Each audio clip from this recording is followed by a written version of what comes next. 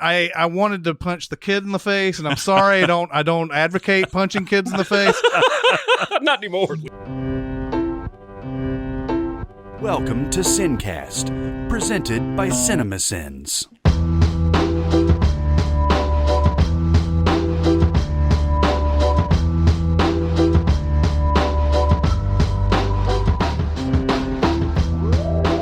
All right, everybody, welcome to the SinCast. This is Chris Atkinson from CinemaSins, joined as always by the voice of CinemaSins, Jeremy Scott. Yo. And from Music Video Sins, Barrett Share. Hello. And today we're going to continue our series of best of the years that we've been alive, and we're going to be doing 2003 today.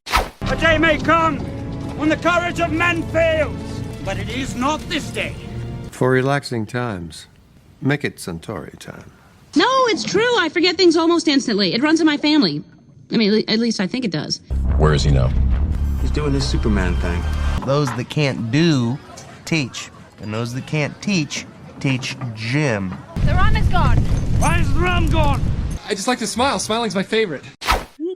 2003 is not a good year, guys. Oh, yeah.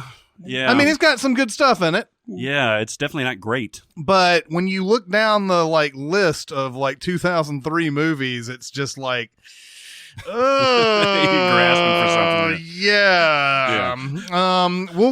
We'll start off with the easy one here. Best Picture and the highest grossing movie of 2003 was Lord of the Rings: Return of the King. And the longest movie. Definitely the longest of them all. Yeah, I love Return of the King. Yeah. But yes, the problem with it has always been that it ends 5 different times. Mm-hmm. But I like everything else about it and everything, but good God, man, just end. I know that you're sad that we're leaving and everything. We won't be returning to this again, basically. But I have a question about that. Mm-hmm. Because of the way they shot this, where they spent almost a decade together, and the hobbits all got those tattoos, and everybody that was in the Fellowship got, do you think maybe there was so much actual emotion at ending and saying goodbye to this experience that in editing, Peter Jackson just couldn't help but indulge himself? It's the most indulgent thing I've ever seen. I always thought of it as a curtain call, like you would have in a play. You would come out, everybody holds hands, all the characters get together, and here you go. And that's what it is. And they actually ended up shaving off. There was an extended cut of that, right? There was more of that in the book. There's a 4-hour version of each of them, yeah. Yeah. I would be fine with it if it didn't take its time on every single ending that it has. I mean, it has all of it has got that slow, especially when they're about to go to the what is it, the Undying Lands? The Undying Lands and whatever. That takes forever. Yeah, it really does. But then, you've got it's right after that, it's them going home and Sean Astin finally married the girl that he's been looking, all that. And then, geez, I mean, it's exhausting. But everything before that, especially I love the, part where Aragorn tells the hobbits they didn't kneel for no one. Yeah, it's got the he calls the dead to come in and kick some ass, and that's awesome. I do not fear. Man, that whole flaming Denethor running off the top of the building is unsettling as hell. You can make a case that John Noble really makes a huge impact on that movie. He does. I love that I character. think if you take him out or put in a lesser actor, because it's not just that scene, right? It's the whole build up to it with his interaction with the Hobbit and sending his son out to certain death and all this other stuff.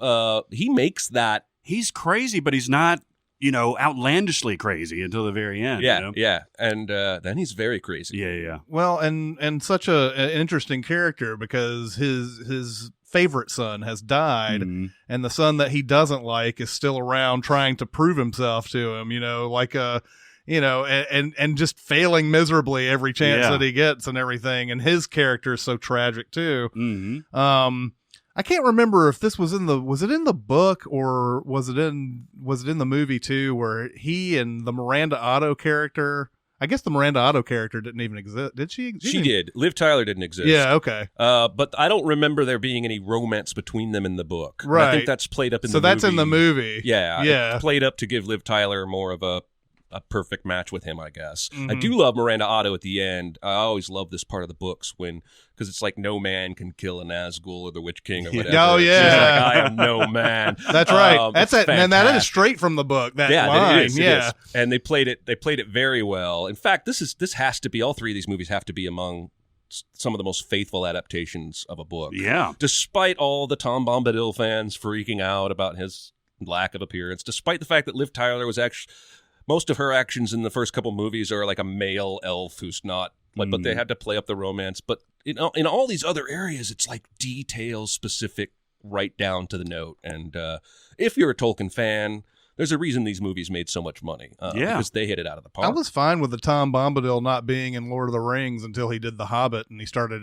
showing everything. Yeah.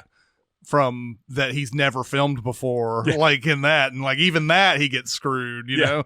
Yeah. It's like, yeah, man, you're indulging on all this stuff, but you didn't want to put that fan favorite in any of the movies. Well, there's somebody like that in the Harry Potter movies too, right? I'm sure there is. I've read all the books, but I don't remember anybody going. I don't remember watching the movies going. Hey, they forgot that character. They forgot Dobby's It's cousin. something or with a something. P. It's like, I don't know. I'll research later. I have and no look idea. stupid now. I have no idea. I'm one of those people who read the Harry Potter books And promptly forgot and them. then watched the movies, and now the movies are more They're dominant more in my lore, head. Yeah. So like, yeah, I don't know. I'm sure there's some people out there that have read Harry Potter books 10 times each, and Yeah, they're going to help us out. Just chime in below. Exactly. Well, speaking of fan favorites, this actually gets a chance for Andy Serkis to kind of shine for a second when it goes from the whole Smeagol to Gollum transition. Yeah. I love that whole sequence there. Yeah, everything with him in this movie is a home run. He's kind of creepy in the first one. And I think at the tail end of Two Towers, you get to see a little bit of him talking to himself and planning. But I think this is the one where they have the big mirror scene. Is that right? Or is that in Two Towers? I believe it's the beginning of this one, That's right? what I thought. Because at the end of the Two Towers, he's plotting to take them Right. to Sheila. But, Yeah. Anything else to declare on this movie? No, I mean it is good. It's good. Do you think it should have won Best Picture this year? No. No.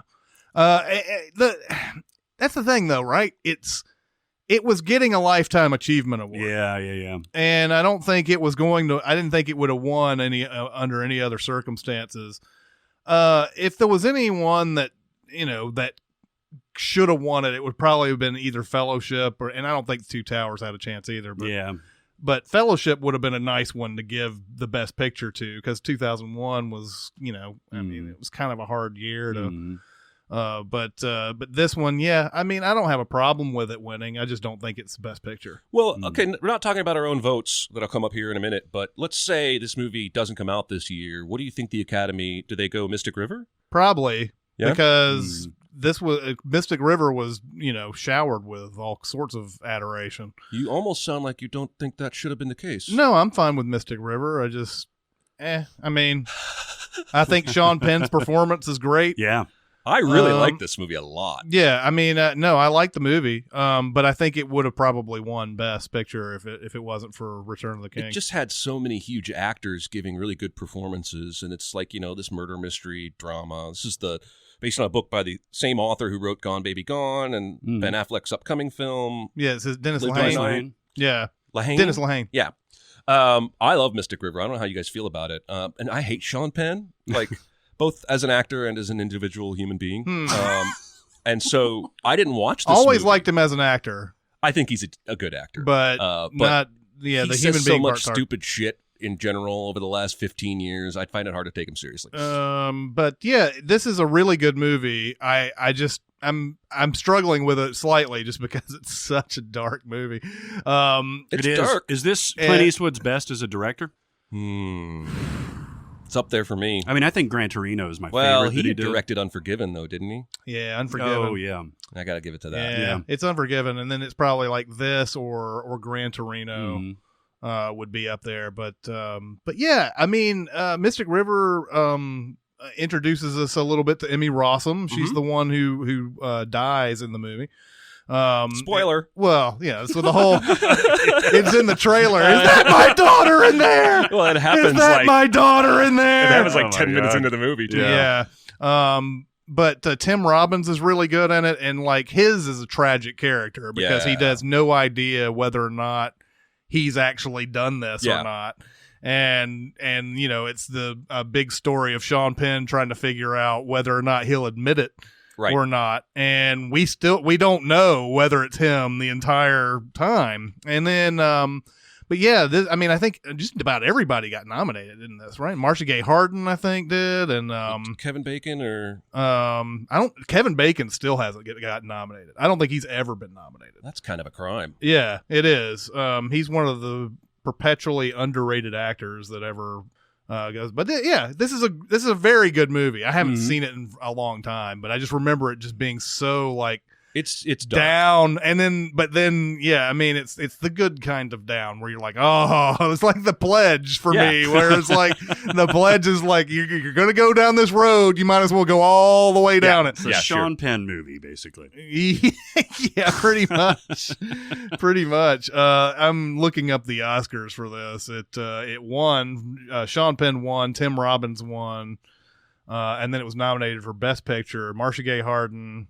Clint Eastwood, and then Best Writing, Brian Helgeland. Wow. But yeah, good movie. I don't know if we've talked enough about it, or I think we're it's good with depressing as fuck, but it's really good. Right. It's like Gone Baby Gone, same author. Yeah. That's not a movie that you leave like cheering, like I'm so excited right now. You leave depressed and pensive, but it's still great art. Yeah. What else, guys? Something that elicits different types of feels for people is Lost in Translation. Yeah. That's not like a traditionally like uplifting movie either. In fact, there's a lot of like just in your face ennui in this movie and boredom. Yeah. And wandering and stuff like that, but it's still magical. I love this movie so much. This is her best film by far. Oh, Scarlett Johansson. Yeah. No, I'm talking about the director. Oh, Sophia Coppola. Yeah. Stop playing the pronoun game. This is her. This is that one. I like this movie a lot. I don't adore it the way most people seem to in my social circles. I do get what she's going for, and I think this is the best story and use of her talents. Because she's very good visually. She's very good at setting a mood. This movie is gorgeous. You do sort of fall in love with Scarlett Johansson. You do feel what she's feeling. And Bill Murray is just, well, he's just a very unique version of Bill Murray in this film. Yeah. Almost a muted version, but still like really, really out there. Because, I mean, he's playing himself as a celebrity in Japan, endorsing this Centauri product and everything. Yeah.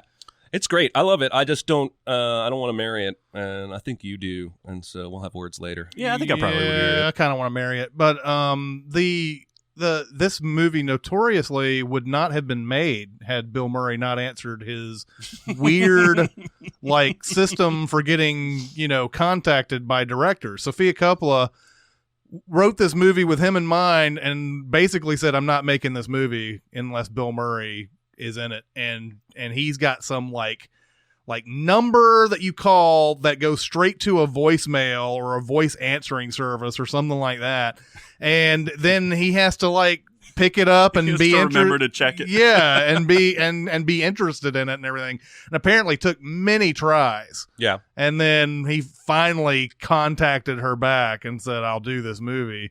Isn't this loosely autobiographical? Yeah, I mean, it's rumored that a lot of the stuff that's in the movie is something that Sophia Coppola herself had to deal with. Like, and she was dating like Spike Jonze. She was married to Spike Jonze, and Giovanni Ribisi plays basically somebody you could just sort of like think might be Spike Jonze. And Anna Faris plays what a lot of people think is Cameron Diaz in this movie. And she has a great character. Yeah, in this. she does. and a lot of people think that especially with some of the subtle scenes in this movie with Ribisi and Faris, that there's an implied like they used to have affair or something like that. So I always thought the Bill Murray character, my guess was Harrison Ford. Just because he used to do commercials in Japan and all that. He did.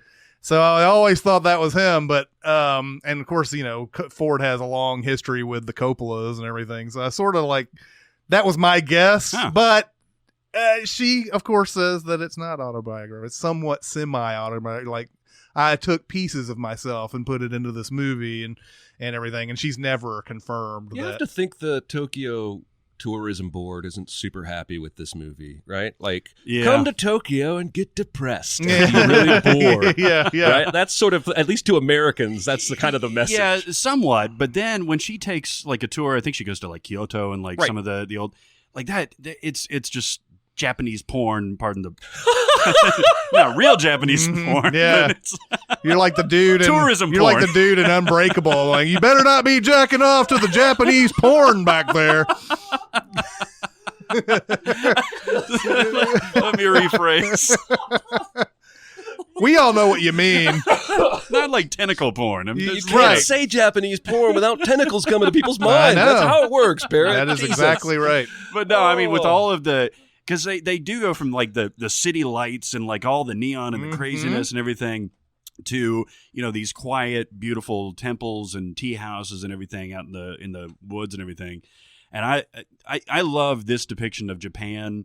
Some of it's obviously a little bit over the top, but I think it's just generally really cool. This is a movie that generally would not pass snuff on my own scale for like, what do I find enjoyable? And I know a lot of people who hate this movie so much for the reasons that I would normally hate Lost in Translation. There's no real story to it. Yeah. There's like zero story to it. It's just these two people who found each other and who are just like, they have a budding friendship that, you know, could possibly go over the line at some point, but it's always portrayed as platonic and Yeah, everything's shades of gray. Like even Giovanni Ribisi's character is not villainous or anything Right. like that.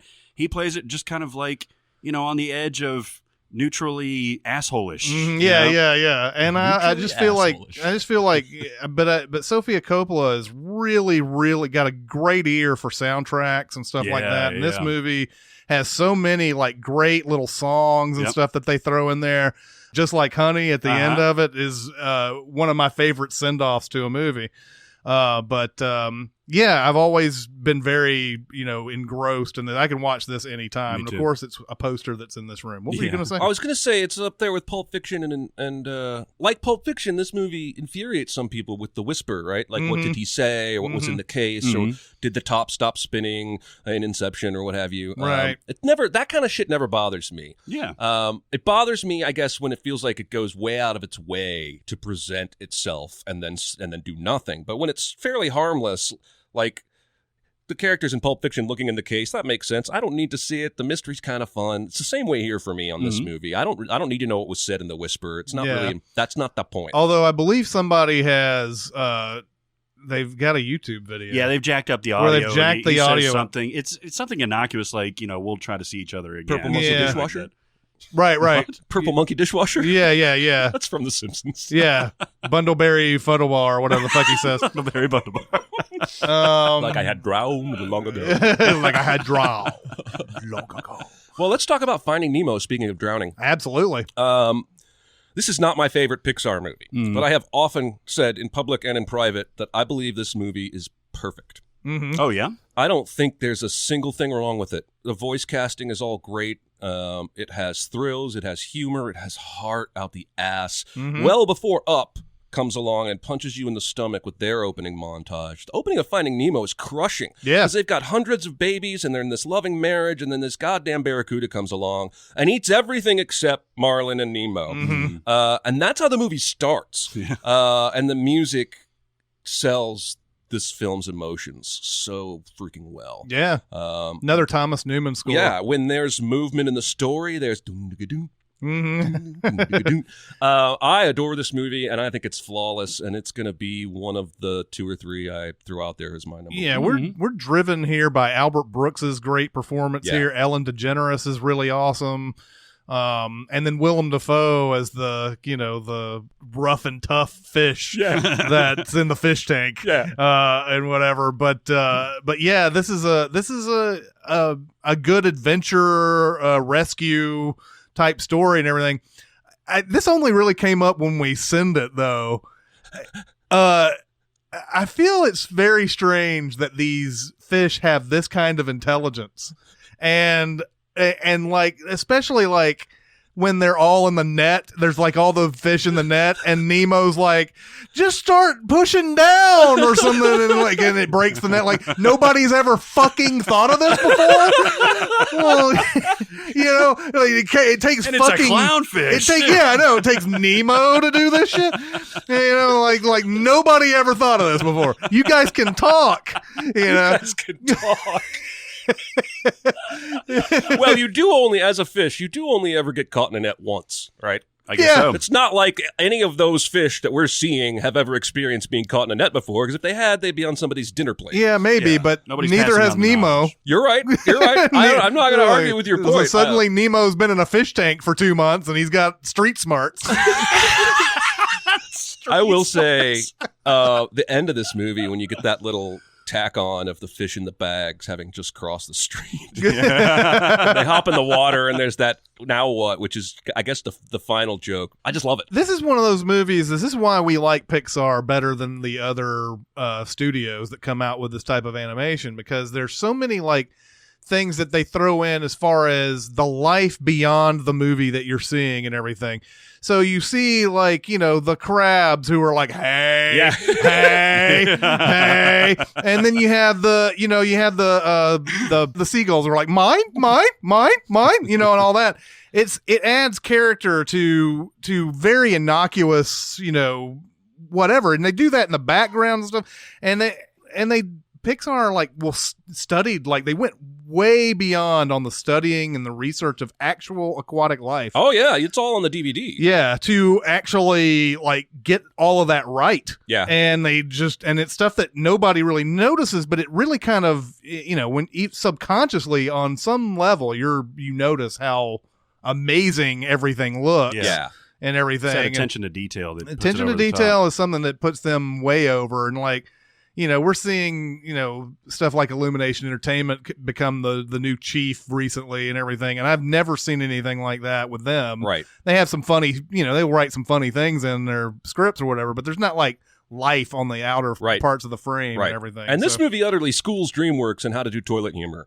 When that big explosion happens and it cuts to the surface with the two pelicans and the husband goes, nice. Yeah. Yeah. That's how you do toilet humor. Pay attention, DreamWorks. Was this a giant hit? Yeah. Yep. Second of the year. To Return of the King. Yeah. It was barely under it too. It was almost number one for the year too. If it wasn't for the fact that Return of the King was sending off, I think this would have won. Yeah, because Finding Dory now was gigantic. Oh yeah, Finding Dory is their number one hit now. That's crazy. Yeah. Bigger than Frozen. Yeah. Also coming out this year, we had of course a slew of sequels. We had Matrix Reloaded. Now that was terrible. Yes. Yeah. We also had Matrix Revolutions. Yeah. Revolutions came out later. Yeah, in the 6 year. months apart. Yeah. It was number 4 and number 9 of the year box office wise. But Matrix Revolutions made only $139 million. Rightfully basically because of what Reloaded did. Right. Yeah. Because Reloaded was what everybody was excited about. Like the sequel to The Matrix has finally come out and everything. And Reloaded, I mean, I remember watching it the first time going, I like that. And then later on, it just sinks in. You almost talked yourself into it because of it's like a Phantom Menace effect. The reason why I talked myself into this though was that the Wachowskis had to this point really done no wrong for me. They had done Bound, they did the first Matrix, and when they said that they've always thought about this series as a trilogy and everything, I sort of believed them. But once I watched this movie, I was like, oh, well, I guess I'll see Revolutions and see if it's true and everything. By the time you get to the end of that, you're like, oh, you didn't have this in mind. Yeah. There's no way you had this in mind when you made that first Matrix. Effect, right? Yeah. Yeah, it very much is like that. I find these movies to be totally watchable. Like, I don't think Reloaded is crap. Revolutions is a little better than Reloaded, but it's still kind of crap. But I can watch all three of these and have a good time because each of these two sequels have moments of excellence. They're tucked in corners in between a bunch of sterile feeling boredom, but like that, especially that end of Reloaded where they're in the real world and Neo throws out his arm and fucking stops the Sentinels. That's mind-blowing, especially if on your first viewing you've talked yourself into thinking the whole movie is good, and you get to that point. I walked out of the theater going, holy shit, and I spent weeks on theories, like, how is that possible? What's going on? Is this a second layer of the Matrix? And then, the third movie has plenty of great... They're doing a little too much George Lucas Star Wars cutting with their 3 big action set pieces there at the end. But it does add some momentum to the story that the second one is lacking. I think these movies are a bunch of underdeveloped ideas, and they throw you so many different things, especially, is it in Revolutions where they introduce the idea of vampires and stuff, or is it Reloaded? No, that's Revolutions. Yeah, it's in Revolutions where they're like... Wait, no, maybe it is Reloaded. I'm sorry. Yeah, right. It's Reloaded where they talk about, like, you saw something, the Oracle goes through all that Every stuff. time you ever heard a story about a ghost. Oh, yeah. You're like sitting there going, man, is this where this is headed? Like, we're about to see ghosts and vampires and stuff like that. And like, they just kind of like, just kind of sweep that under the rug a little bit. Other than those albino twins, which are ghosty. Right. Yeah. But yeah, they could have played with that so much more. Yeah. And also, it feels like those two movies are so disconnected from the first movie. Mm-hmm. The first movie ended with Neo saying, I'm gonna show all these people what you've been doing. Yeah. And all that. And I don't think that ever comes to fruition at all. No. And nowhere did they shoot their intellectual wad more than on that architect scene. Yeah. I mean, that was talk about more ideas just thrown out just for exposition purposes. And it just goes on fucking forever. Yeah. Which was classically parodied by Will Ferrell. So great. It's probably the funniest thing that came off of that. And cut in with actual reaction shots from Keanu. yeah. He keeps on vis-a-vis. We've probably talked a little too much about these Matrix sequels. Probably so. They're both crap. But the best X-Men, one of the best X-Men's came out this year. X2, X-Men United. Bryan Singer opens this movie up with Nightcrawler blasting through all these different rooms and stuff, and it's exhilarating. It is. It's still one of the most exhilarating sequences in any superhero film. Yeah. And again, fails to really use that character much after that. He goes and broods in a church for a while. Oh, yeah. He helps rescue the little kids out of the whatever thing at the very end by teleporting, but he could have been a badass on the battlefield. Yeah. And he wasn't. Yeah. And he's not really in Apocalypse either, I'm finding out as I watch it for the first time. Yeah. He doesn't really... Nightcrawler always was my favorite X-Men. Yeah, it's almost like with Nightcrawler and Quicksilver, they just realized how powerful these characters are. Yeah, they have to throw them to the side and like, look, why, because people are just going to be sitting there going, why can't Nightcrawler, why can't Quicksilver do this stuff? It's the vision problem that Marvel has in the Avengers, right? Yeah. This guy could just end everything right now. But we're just going to put him on the side for a little bit. Right. I think they just realize, these guys they're like gods. They're really like gods, and they could just easily end all these things. But after that, after that scene, it starts to kind of like, it's okay. It's a good movie. I think a lot of people got with that first scene, they were like, this is the best comic book movie ever made. I don't think I've gotten to that point yet. It's by far the best of that first trilogy. Oh, yeah. Yeah. It's got a real nice cohesive narrative and everything. Yeah, good action. More action than the first one. Bryan Singer stayed on, and I think that continuity helped it with this. Whereas, when they went to the X-Men 3, they ended up doing Brett Ratner and everything. Mm-hmm. And, that continuity is so important in these big trilogies and everything. I do love that Wolverine fight in the adamantium tank with the girl where he shoves all the adamantium in her, and as she slumps down to the tank, you hear this clonk. It's dripping out of her eyes. Yeah. A couple other sequels. I'm not going to talk too much about them, but just to mention them. Terminator 3 Rise of the Machines. This was the beginning of the end of Terminator franchise. We have yet to have a good Terminator since Terminator 2. And then Terminator 3 comes out, I think a brand new studio, even Warner Brothers, because it was Orion before this. Warner Brothers tries their hand at Terminator movies, and it's like, okay, well, they're basically saying now that there is no way to actually stop what happens in the past. It's always fate. And so we can just keep making these movies with impunity and everything. But it's like, Terminator 3 was it's just an awful experience. Like, it's okay. It's okay. I'm feeling really meek right now because I like this movie. Yeah. I think the giant Truckosaurus chase scene in the beginning is fantastic. And there's a beauty and a poetry to them and getting to that shelter at the end and realizing that her dad lied to them and they're not going to find a way to stop it. They're just finding a way to be saved, and then embracing his destiny as the guy who leads the rebellion. And I love Claire Danes and have since I was like 19. So that may be the reason. Can't blame you there. I don't think the graveyard scene is good. Yeah. I don't think the attack on the Skynet office is all that great. I mean, the Skynet office has a moment in it that I think is awesome, where the big robot comes sliding in, shooting all the glass and everything. But like, yeah, I mean, I was a little upset about it because it was just, this whole fate thing bothers me.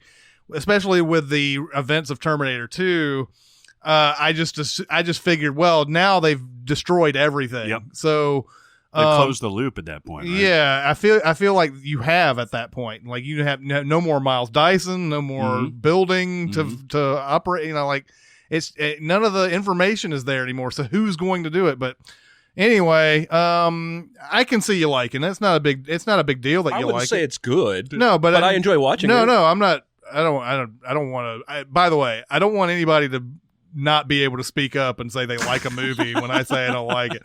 No. I'm totally fine with you liking it. It's not a big deal. It's not great, though. But other bad sequels, Bad Boys 2, which is terrible film. Very no good, bad day. This is Michael Bay's worst movie. Wow, that's saying something. Worse than the Transformers? It's fucking the worst movie he has ever made. I'm scanning and I'm having trouble disagreeing right now. Transformers is terrible. Look, once you Pearl get Harbor? to once you I found one. At least it was right. But at least there's an exciting bomb shot in Pearl Harbor. There you go.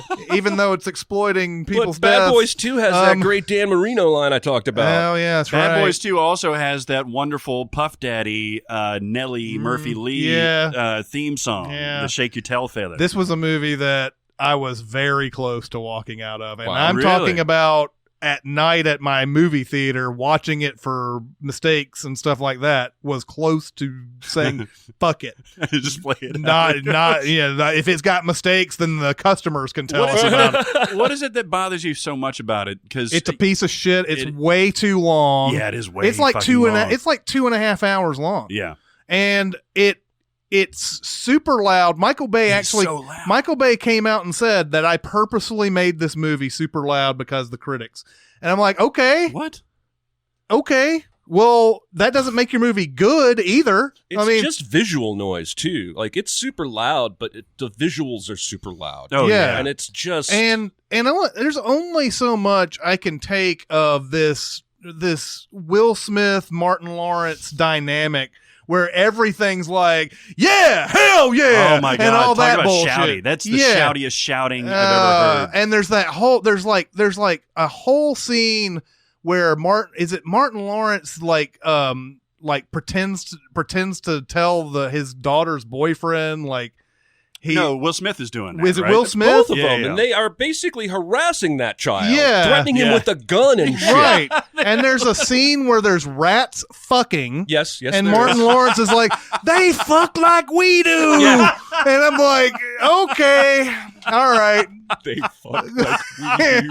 I forgot all about I think that. you've convinced me. This is the worst Michael Bay. Oh, it's such a shitty Michael Bay I don't movie. think anybody says they fuck like we do in Pearl Harbor. Yeah, no, they don't. And if they did, No, they were being wait. racist. Kate Beckinsale says that.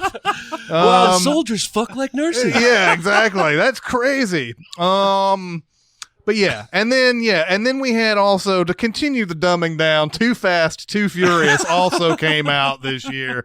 As this weird, like, oh, we're doing prequels to Fast and the Furious now until Vin Diesel can come back. Or, Too Fast, Too Furious introduced us to Tyrese Gibson, and there's like some weird, I don't know. The story to that is I don't even remember much about it. I just remember going, this is just not fun. Yeah. Not a good movie by any means. So We also anyway, got Final Destination 2. yes, we did. Well, that's all I have to say. about Okay. that. That's all I can say about it because I don't know anything else about. I can't remember. Oh, it had the big highway scene, the logs and all. Probably that. the most famous Final Destination scene in any of the movies. clearly. is that highway That still crash. kind of resonates in my mind anytime I'm driving behind a semi truck with logs in the back. Yeah, I don't trust those fuckers. Yeah. All right, so let's talk about Pirates of the Caribbean: The Curse of the Black Pearl. Yeah. Easily the best Pirates of the Caribbean that's ever come out. Mm-hmm. Still has even though it's based on a ride. Actually, they infused some fun into this, and it was entertaining, and like they took that and later made these sequels where I don't know what everything is pandering after this. Everything is like, oh, you liked Jack Sparrow? Okay, here's way more Jack Sparrow than you ever will need. Yeah. Oh, you like those two guards that were by the boat? Yeah. Oh, we're going to find ways to put them in every... Oh, you love the guy who keeps losing his eye? Yeah. It keeps going on along with those lines and everything. But this one... I actually felt like, hey, I'm in an adventure in this one. This is a fun movie and everything. It's got a fun little like, you have a whole bunch of dead guys on a ship looking for, trying to put that last gold coin in the chest and everything. And it's like, yes, okay, this is something I can get on board with. This movie was such a surprise when it came out Yeah. because nobody had done a pirate movie right. Right. Yeah. Like Well, everything and had nobody flopped. thought anything would be good based on a Disney ride. Exactly. Yeah. I mean, it was, and Johnny Depp hadn't nearly reached the level of stardom that he is after this. So everything about this was surprising. I loved Johnny Depp at the time, and I would have gone to see anything that he was in. And I love pirate movies too. So I took my future wife to see it, and we were expecting nothing, just to kind of have fun for a couple hours. And we walked out of there just loving it, like feeling great. Like it was just, Jeffrey Rush is terrific. Keira Knightley was great. Yeah. Orlando Bloom is very good in this, And the fucking score to this, man, is so exciting. It's the great. emergence of Hans Zimmer is like a legend at this point because he does this, and it seems like now, like every time I see his name, he's doing something just balls amazing, like in every movie. But yeah, score is great in this. Johnny Depp, this is something we hadn't seen before, and then he gets nominated for it. He gets nominated, and then he burns it to the ground after this. But the next one's coming next year. yeah. Yay. That'll be the 5th or the 6th? Yeah, 5th.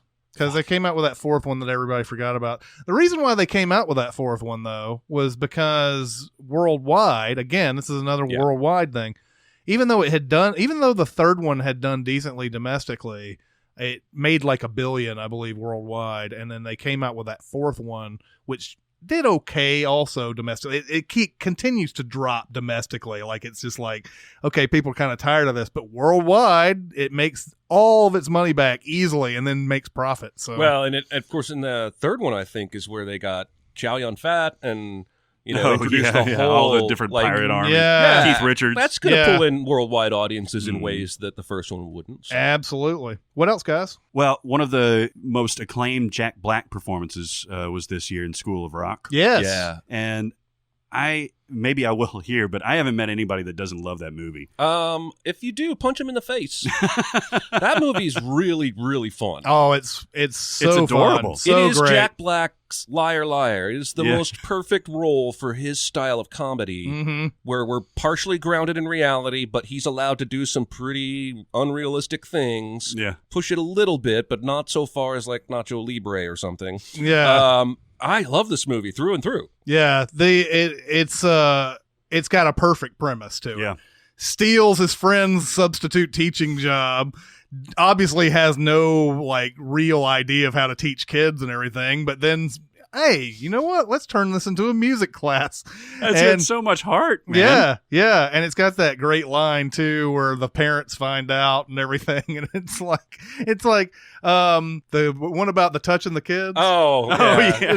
He's like, I'm trying to touch your kids, and I'm pretty sure the kids have touched me. This has got great lines. That first one, I think it's his first day when he comes in. He's like, everybody shut up, I'm hungover. And they're like, what's hungover? And one of the kids is like, it means he's drunk. He's like, no, it means I was drunk yesterday. yeah. But yeah, this is just a terribly fun movie, and it shows Richard Linklater could do a movie that's studio and everything. A lot of his studio stuff before this had been kind of He had done stuff like the Newton Boys, and usually his studio things have always had that it's not very good. This is excellent. Yeah, well, a lot of it comes from the script, which was Mike White, right? Uh-huh. Yeah, yep. Who's in the movie, the roommate who gets his job stolen. Yeah. I love it. If you have never seen it and you like music at all, and again, maybe it hits my musical buttons just right. But seeing those kids jam out, and of course they just had a reunion. Oh yeah, and Jack Black showed up, and they just decided to perform one of the songs, and it's all these kids like 10 years older, and they're all still rocking the shit. Yeah. It was awesome. Yeah.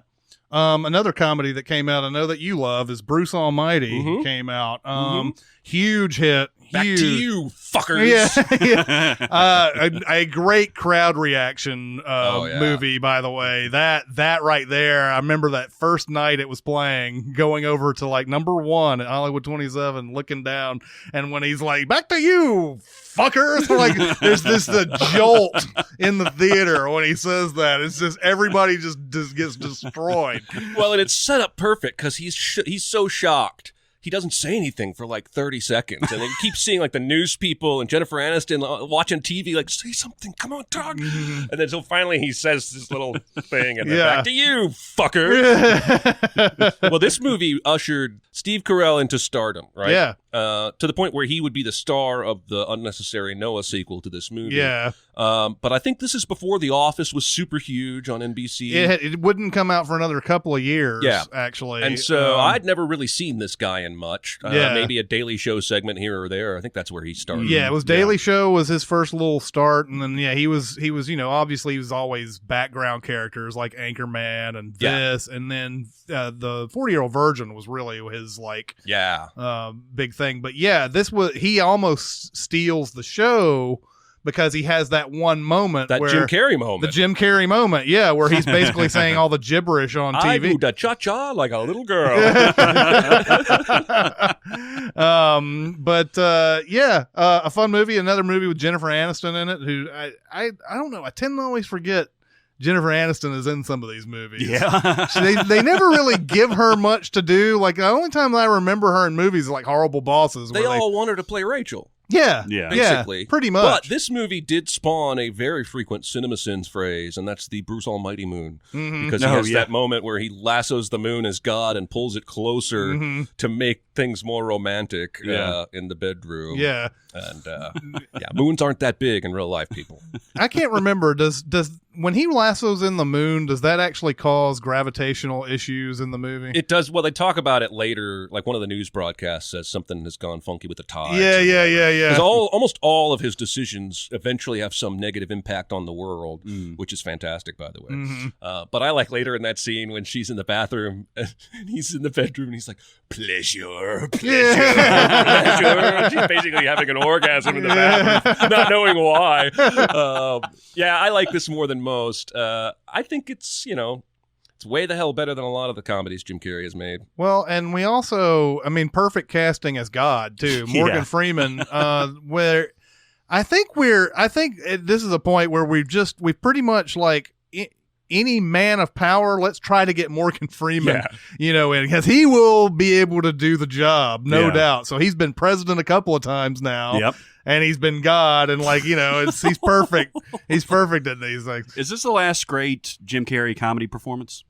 Maybe. I feel like yes. Yeah, it's the last great one. This? Like, he has had his moments in Yes Man, which came later, which is basically a throwback. To these types of movies. Well, they actually literally got very many of the people from Bruce Almighty to come back and help make that. They were trying to recapture the last time they had magic with Jim Carrey in a comedy. They don't really do it in that film. I'm trying to think, because I like Horton Hears a Who, but it's not great, and it's an animated movie. It doesn't really count as a Jim Carrey comedy. Eternal Sunshine isn't a comedy. and he's fantastic in that. Yeah, I mean, he just kind of left that world, left that did. broad comedy world. And there was a movie that very few people got to see, I Love You, Philip Morris. That was a good performance too, but just hardly anybody ever saw it. It was even in 2009, it was hard to market a movie like that.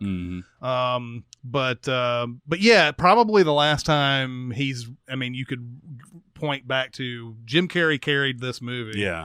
And he has a lot of moments instead of just a couple scattered here and there. Also in 2003, Old Boy came out. Yeah. The original Old Boy. The original Old Boy was remade by Spike Lee later. Not nearly as good of a movie. But this one is awesome. This one is amazing. Yeah. It's got it is one of the biggest, whammiest movies that you'll ever see. And I will not spoil it in this one, but because if you haven't seen it, you should see this. But yeah, it's got so many nutty moments in it. It's the main guy in it there's a point where he wakes up and he gets in an action scene reminiscent of a video game. Like a side-scrolling video game. And he's like, and the camera's just moving along with him, like it's Double Dragon or something like that. And but yeah, it's about a guy who is basically kidnapped and imprisoned for 15 years, and when he wakes up, he's trying to figure out what to do with his life and all this other type of stuff, and it's just so good. What a crazy premise. Yeah. And it just, like I said, it leads to this, a whole bunch of whammy revelations by the end of it that, sock you in the gut. Sock ya. But I don't want to say too much about Old Boy because that's one that everybody should take a look. I want to mention the Texas Chainsaw Massacre remake just because the trailer. Yeah. The trailer for this is still one of the best trailers I've ever seen. I remember, it's got that thing where like once it starts showing like them getting chased around the house and all that other type of stuff, it always has that still frame. All that. Watch the Texas Chainsaw Massacre trailer and tell me you don't want to watch that movie right now. But don't watch it. But don't watch it because it's terrible. Yeah, that's one of the biggest teases in all of American history is that trailer for that movie. Yeah. It did not live up to the hype. In fact, you're making me think, because we were talking earlier before the podcast about we recorded this the day the Logan trailer came out for the last Wolverine movie, and that's a fantastic trailer. But now I'm like, well, that doesn't really mean anything. Yeah. That's a good trailer. Good job on the trailer. I'll have to wait to see the movie. Yeah. And also, speaking of Morgan Freeman, Dreamcatcher came out this year. The only reason I bring this up is because this had the Animatrix thing at the beginning of it. Oh, yeah. And it didn't matter. It was in newspapers. It was outside in the lobby. Everybody who watched Dreamcatcher, it seemed like every show of Dreamcatcher, somebody came out and said, there's a cartoon playing on this movie. and I was just like, do you not see every poster and ad for this movie advertises the Animatrix? Anyway. Yeah, I don't get it. How do you guys feel about Open Range? I like it. I haven't seen it in forever. Oh, it's Duvall and Kevin Costner, and they're basically free grazers, right? They've got cattle, and they move around the countryside, and their cattle graze in this land that nobody really owns, but they've come to this town where there's a big cow merchant man who runs the whole town. It's Michael Gambon, actually. And he's trying to drive them off, and it starts small where they there's basically a fist fight, and they make an arrest, and then Costner and Duvall go and try and settle that. But very quickly, somebody gets murdered in their crew, and it basically boils down to at the very end, the last 30 minutes of this movie is fucking phenomenal because it's just those two, and they've stashed guns all around this town. All the townspeople have cleared the fuck out because they know there's a gun battle coming, and so Gambone and his crew come in on one end, and Duvall and Costner pretty sure they're going to die on this end, and it's just, you're so wrong, we're willing to die giving you justice. That's awesome. And it's it's a Western. It's not going to move super fast, but I really, really like it. Yeah, and I wish I could contribute more. I just know that I saw it and I liked it, and then I have not seen it since. That is a contribution I can get on board with. Okay, so a couple others. Let's see. Kill Bill Volume 1 came out and this year. And this, I remember the first trailers for these. Basically, the movie was delayed for a really long time. Like, we were like, oh, Tarantino's next movie's coming out. It was like, I think 2002 was when you heard about it. And then like the teaser trailer that came out said 2003 Uma Thurman is finally going to kill Bill. And then like it comes out, but they decided to cut it in half. Yeah. Which is the model by which a lot of movies decide to go about their business now. Because if this had come out as its original like 4 or 5 hour form, it would have made only the money that maybe even less than the first part made by itself. But now that you made a second part, you pretty much doubled your earnings or whatever on this. And I think it was the right call. It was the right call. Because these are two very distinct movies, and I think they're two very good movies. Yeah. And the first one took forever to grow on me. Like it was so, just because of like the animation elements and just like the weirdness and all that stuff that wasn't typically Tarantino. Certainly one of the most bizarre Tarantino films that he's done. It took me off guard, and then after a while, I grew to really, really like it. Yeah, I'm the same way. I liked Volume 1 a lot. I like Volume 2 better. Yeah. And that comes out the following year. But Volume 1 is more actiony than any Quentin Tarantino movie has ever been and before. Bloody as shit. Yeah, extremely bloody. In fact, he had to put stuff in black and white in order to get the R rating and everything. I always thought that was a joke. Was that he was making a commentary on that? Oh, really? It could also be that, but I was always led to believe that he had to put some of those scenes in black and white. Because I'll be honest, there's nothing in that scene with the 88s that she fights that scars me like that animated girl in her bedroom. Oh yeah. I'm going to disagree here. I don't hate this movie. I probably don't hate any Tarantino movies, but I have never been drawn to watch this movie again. And this just might be a personal thing, and I know that Tarantino, his point is about excess. I get it. But in this one realm of gore and blood, that excess was too much for me. Well, yeah, especially that first scene in the church where he's walking up and, essentially executes this pregnant woman. Yeah. And it's like, okay. Yeah. Here we go from here. Yeah. And so I don't hate it. I haven't seen it in a long time, so I can't really say much about it. I mean, Volume 2 is so much better than Volume 1. Yeah, I agree with that. Volume 2 is exactly what Tarantino movies should be. A lot of like where dialogue is action, and it's that last scene with her and him, so good conversation. So you're good. right, it is like an action. But Volume 1 is way more actiony and everything, and I can see not liking it as much. It's definitely not his best, but it's. Now, was Volume 1 the one where she kills Vivica A. Fox? Now, I love that scene. Yeah, it's a great scene. And especially at the end when her daughter is looking at her and she's like, when you get all grown up and you want to come looking for me. Yeah, you still feel raw about it. You still feel raw about it. Also in 2003, Love Actually came out. Big Christmas movies coming out this this year. Is, I think, in this era, still considered probably the best romantic comedy that has come out in the last 15 years, right? I don't know if there's anybody, I don't think there's anything that people bring up more than this movie. Well, everybody loves it because it's got, kind of raunchy comedy. It's got real comedy. A mega cast. Yeah. Of everybody is in this. It's I think it's just one of the most oft-cited romantic comedies ever made. It's got everything because it's a holiday movie. It's got every type of relationship, including like these porn stars. Yeah, they are stunt. They're like stunt performers. They're like warm-up performers, and just to give you a taste of this kind of movie here, they're all through the movie when they show these performers.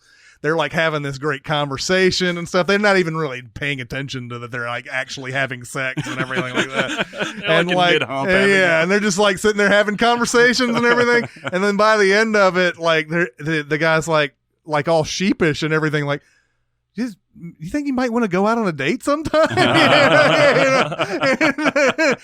like, oh yeah, that'd be lovely, you know, that type of thing. You're making me want to watch it now. But it's a huge mega cast in this. It's, you know, Bill Nighy, you got Colin Firth, you got Liam Neeson, Emma Thompson, Martin Freeman, Chiwetel Ejiofor, Keira Knightley's in it. But yeah, Hugh Grant has a huge moment of, he's the Prime Minister of England, and he is alone for a second in his house, like around the holidays and everything. And he's this real buttoned up character, even though he's, you know, dashing and everything. And he starts dancing. I forget what the song is, but he starts dancing around to this music. And it's just this nice, fun, loose moment where he's just like sashaying around the whole mansion. But yeah, Laura Linney, Alan Rickman's in it. I mean, there's a lot of people in this, and it's a very winning, entertaining movie, and for good reason. It's kind of like what When Harry Met Sally was for a really long time, only with a big cast. What else? Well, Barrett, you mentioned Christmas movies. Will Ferrell had a good year. Yeah. Ooh. He had Elf. Yeah. I think Old School also came out. Old School this year. did come out, yep. Which may make this ultimately the best year for Will Ferrell comedies. I think so. Those two movies are both solid. Elf is, and was instantly annual must-watch for me. Yeah. Christmas classic. It's got the heart where you want it. It's got, again, Will Ferrell's humor, but we've given him an excuse to be that weird because he is an elf from the North Pole. And so it's not just a weird American guy doing Will Ferrell-y things. It sort of makes sense, right? And you've got James Caan, perfect foil to play off of the wacky humor of Will Ferrell. I like this movie a lot, and I watch it every year, at least twice. This had a great moment with Zooey Deschanel and Will Ferrell doing a duet of "Baby It's Cold Outside." Yeah. Man, that's a great Christmas moment. Well, it is, except the song's basically pervy, and he's stalking her while singing it. Well, she's in the shower, right? Yes, it's extra uncomfortable if you look at the lyrics of that song, because it's basically a dude pleading with a girl not to leave. It's cold outside. Yeah, come on. But I do love that scene. But everything is innocent though in that scene. Though I mean, he's not in the shower to hope to see her. Oh no, he just likes her singing. And even when she comes out, he like ends up running into like all the shelves or whatever the hell it is or whatever, because he doesn't. Oh no, she's out. I guess also sticking to the Christmas vibe, Bad Santa came out. Yep. A movie that ended up being a huge surprise hit for Billy Bob Thornton. Of course, everything he came out with after that was him being a grump and whatever. But this is the one that started, and it's getting a sequel. It looks awful. It is. But Bad Santa is, you know, it's such a filthy movie. You know, it's just there's something about it, you know, and it's just, I mean, I don't know. It really resonated with a lot of people. Yeah. Did you like it? I liked it pretty good. Yeah. Also started a trend that I'm ready to see die, and that's movies that are titled Bad Something. Oh yeah. Because we had Bad Teacher. We had Bad Moms. Bad Moms. We're going to get Bad Dads. Yep. We had Bad Grandpa. Yep. I'm tired of it. Yeah. You're the next absolutely comedy right. is going to be like Bad Police, Bad Cops, Bad Lieutenant. Yeah, I totally agree. This movie probably sets the record for a Christmas movie with the most anal sex references. Oh yeah.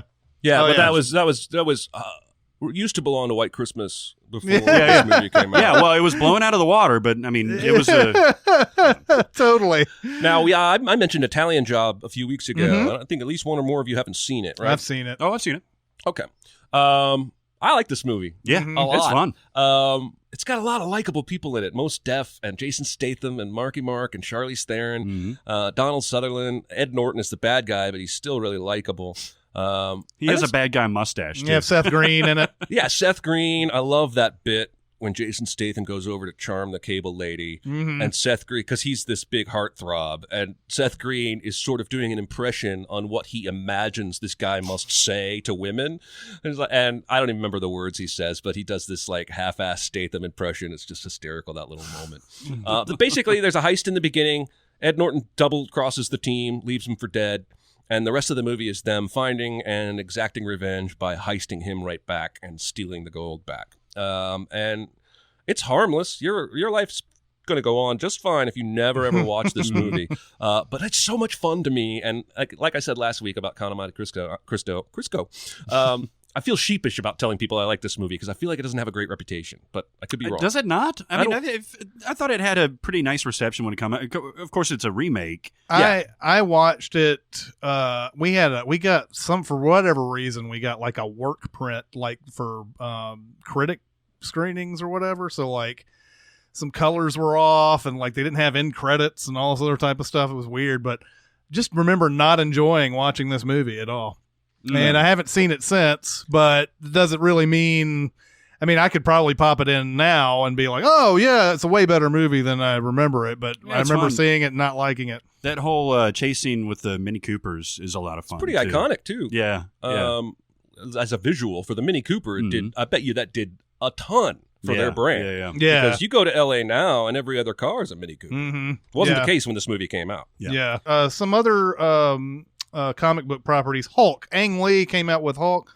Well shot, but just not a good movie. Yeah. Well shot, but not good. Yeah. And I remember being excited about the trailers because you saw Hulk throw the tank in the distance and everything, and I was like, all right, that looks like something, but oh man, it's just not a good movie. And it has Hulk dogs. Yeah. Nobody wants that. Nobody wants that.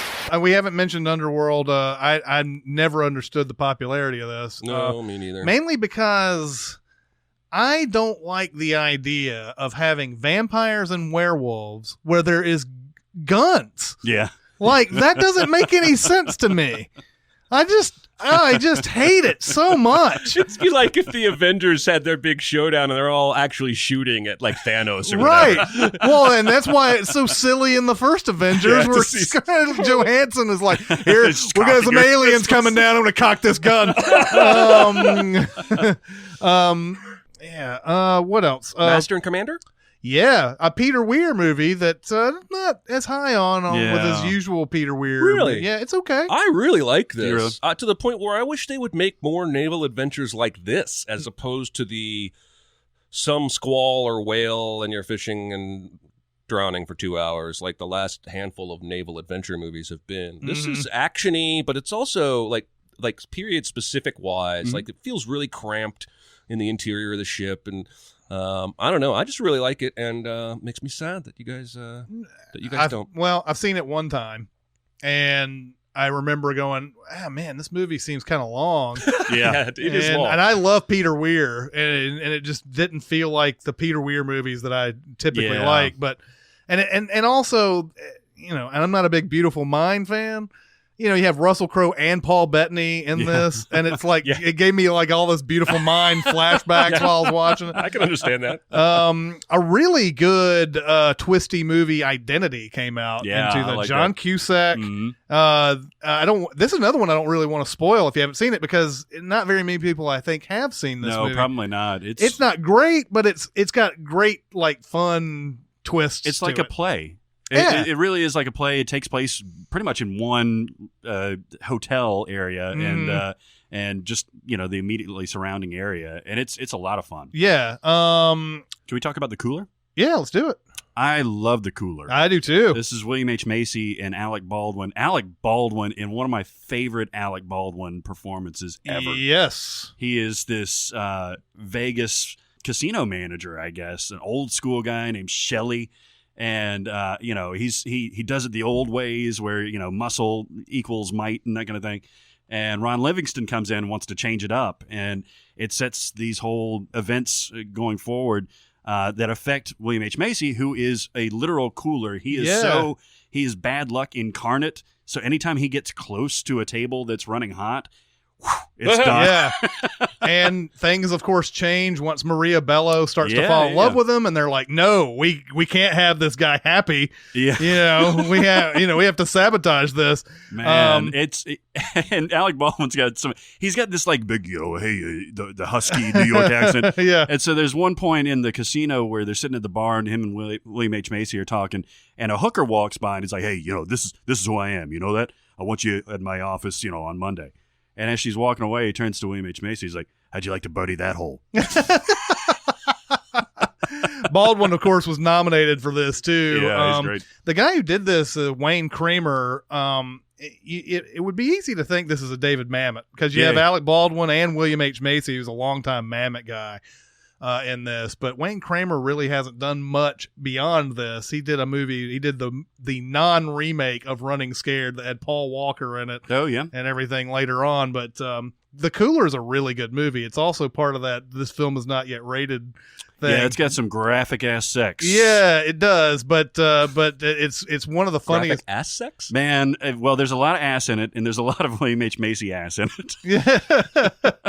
Also coming out, Matchstick Men, Ridley Scott with Nicolas Cage doing another great performance, and it's weird. Like, man, this guy is obviously talented, and he can do these type of things, but you know, for whatever reason, he started everything he came out with, it seemed like later on after this was, we need the manic Nicolas Cage. We need to do, you know, everything has got to be weird. This is a really good movie. I love it. I love it a lot. I've talked about it on more than one podcast, I think. Yeah, we have.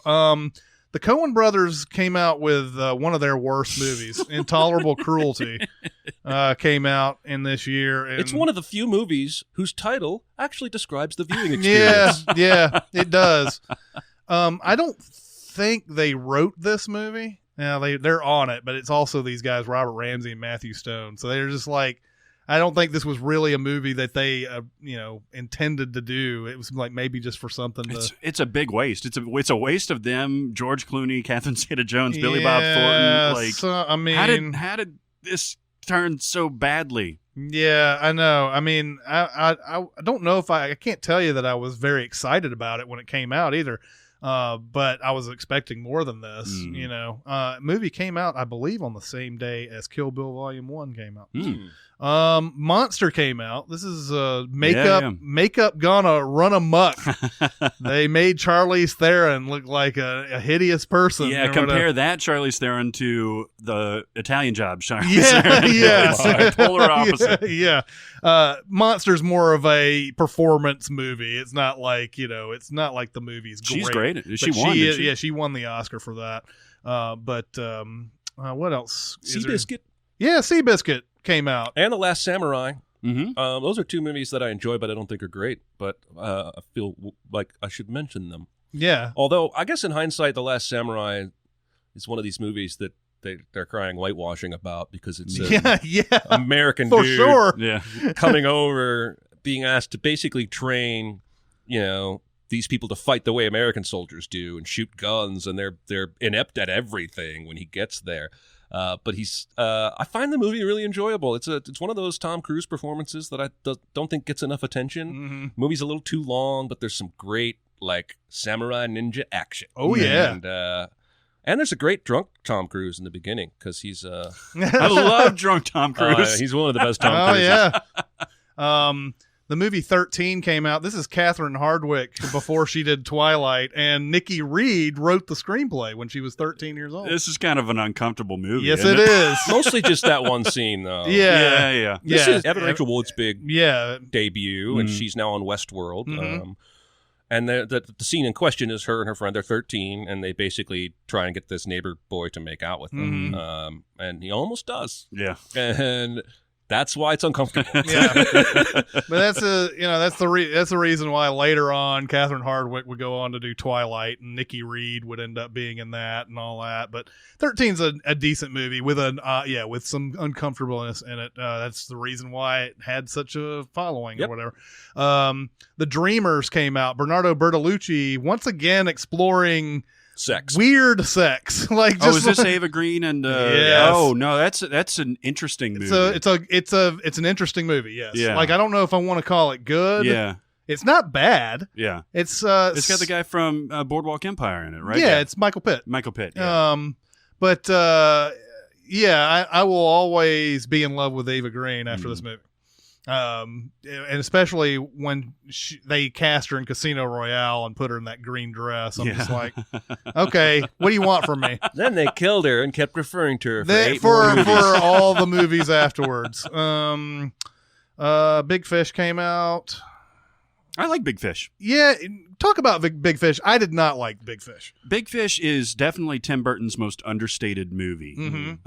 It's you can tell like there's Burton-y elements in it, the fantastical stuff of him reliving the stories and everything. But man, it's got. I think I've mentioned it when we were talking about him kind of going off the rails, but it's got a lot of heart to it, and it's grounded really well. And Ewan McGregor has a great performance in it. It's not certainly his best, but I think it's probably his last best movie. I know what you mean. Yeah, I didn't see that movie he came out with last year. The what was that? It was about the people, all the weird faces and stuff. Was it called? Big head, big eyes. Big eyes. Yeah. There's another big movie. Yeah. The other comic book movie I was thinking of was Daredevil. Came out in 2003. That's worthy of lack of discussion. But we're not talking about it. Two of the worst movies of all time came out in 2003. The Room. Yep. Which, of course, has midnight showings around your alternative theaters everywhere. Obviously, it has got a life of its own at this point. Yes, it does. Another one that came out in 2003 was The Brown Bunny.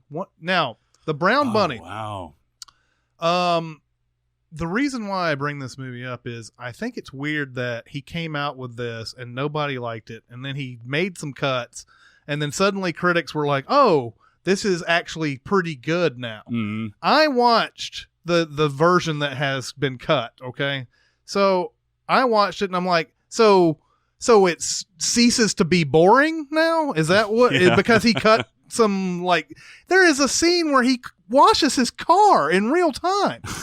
This is Vincent Gallo. Vincent Gallo. Yeah. Who is the most self-indulgent director I think I've ever seen. But he made a pretty good movie called Buffalo 66 before this. Christina Ricci. Yeah. One of my favorite stories ever is I was halfway through Buffalo 66 and my roommates came home. And I'm like, what's going on in this movie?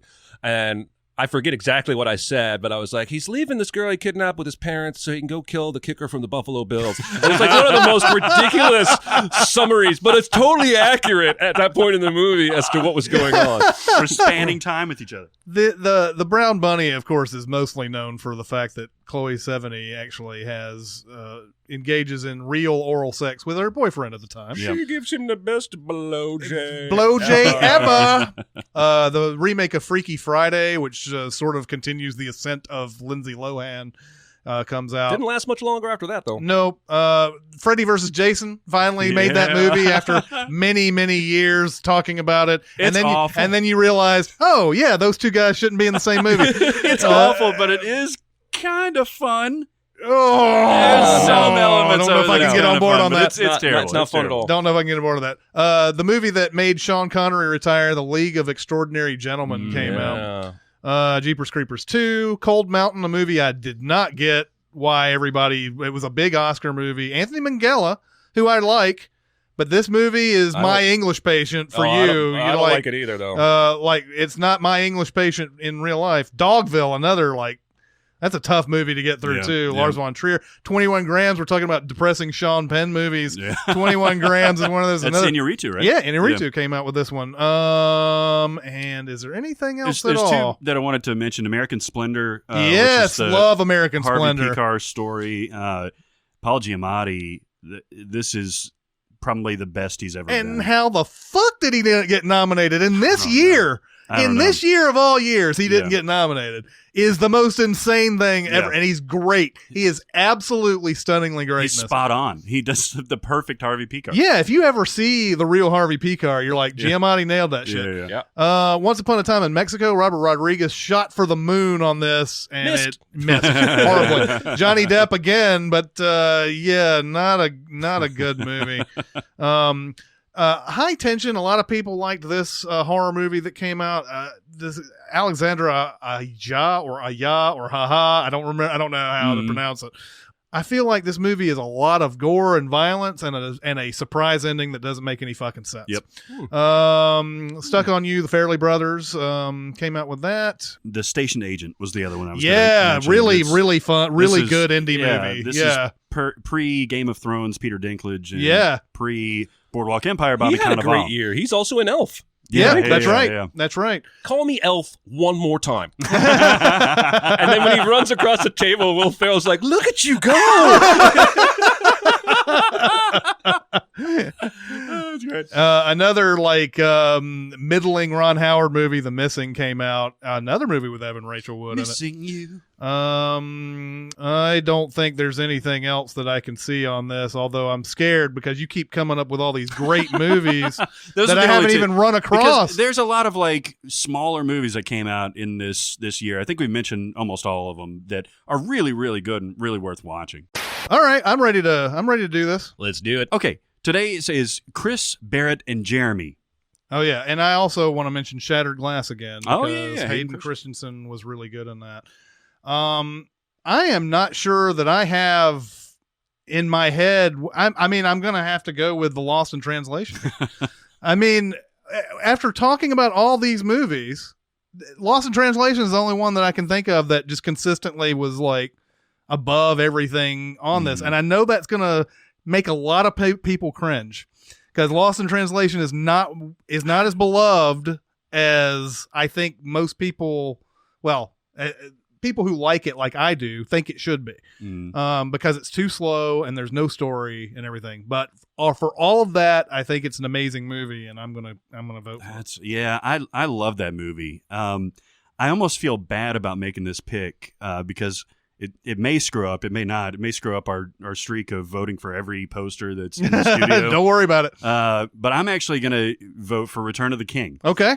Because I think it's almost like a Lifetime Achievement Award in my mind, too. Because as much as it is overlong and it is overblown and everything, there's so much to love in this movie and there's so much to love in this trilogy that I think it kind of earns that in toto love. So I'm going to vote for that. Well, and there were better movies in 2002. So you're doing what the Academy did. You're giving the whole trilogy some love. Yeah. Finding Nemo all the way for me. Oh, And if you presented me with every Blu-ray of every movie from 2003, that would be the one I would pick out to watch first. And I think I've said everything I love about it earlier in the discussion. All right. Well, I'm going to go Old Boy after this.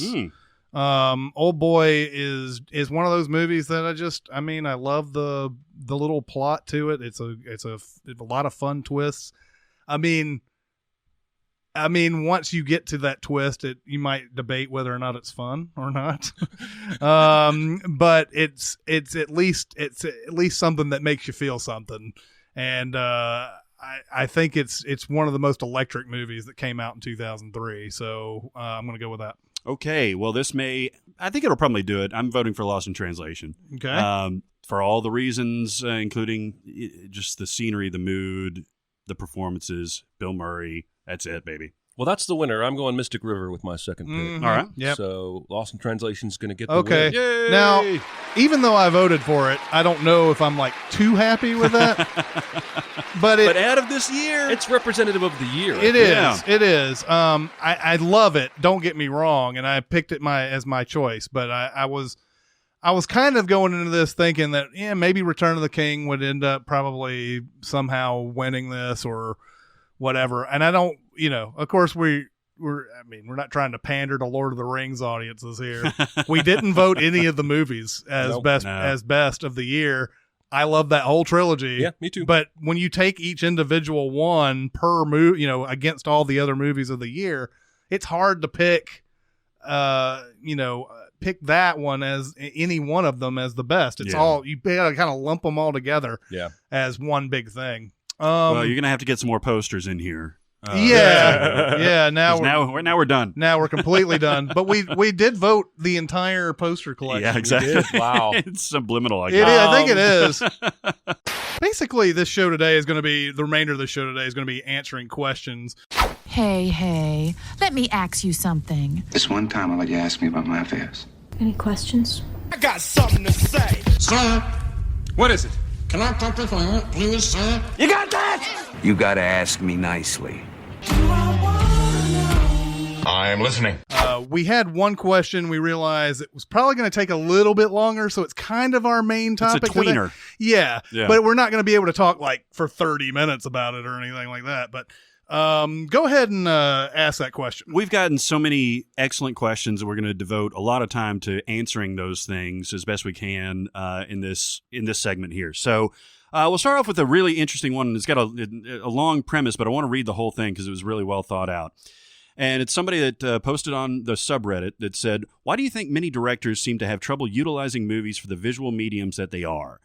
In this case, I am referencing your correctly send unnecessary voiceovers and intro text, which we do all the time.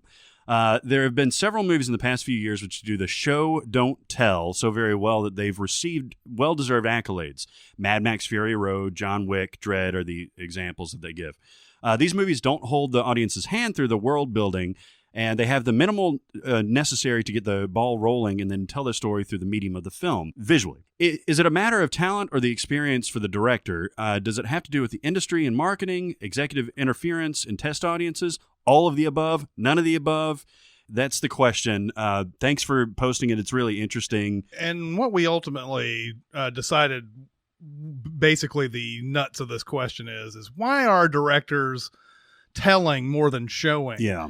Why is there so much narration, and why is there so much reading text and exposition stuffing? And it's amazing. Like, it's getting to the point now whenever we pop in a movie for Sinning that I can almost automatically write that at the beginning. Yeah. It's so many times it happens now.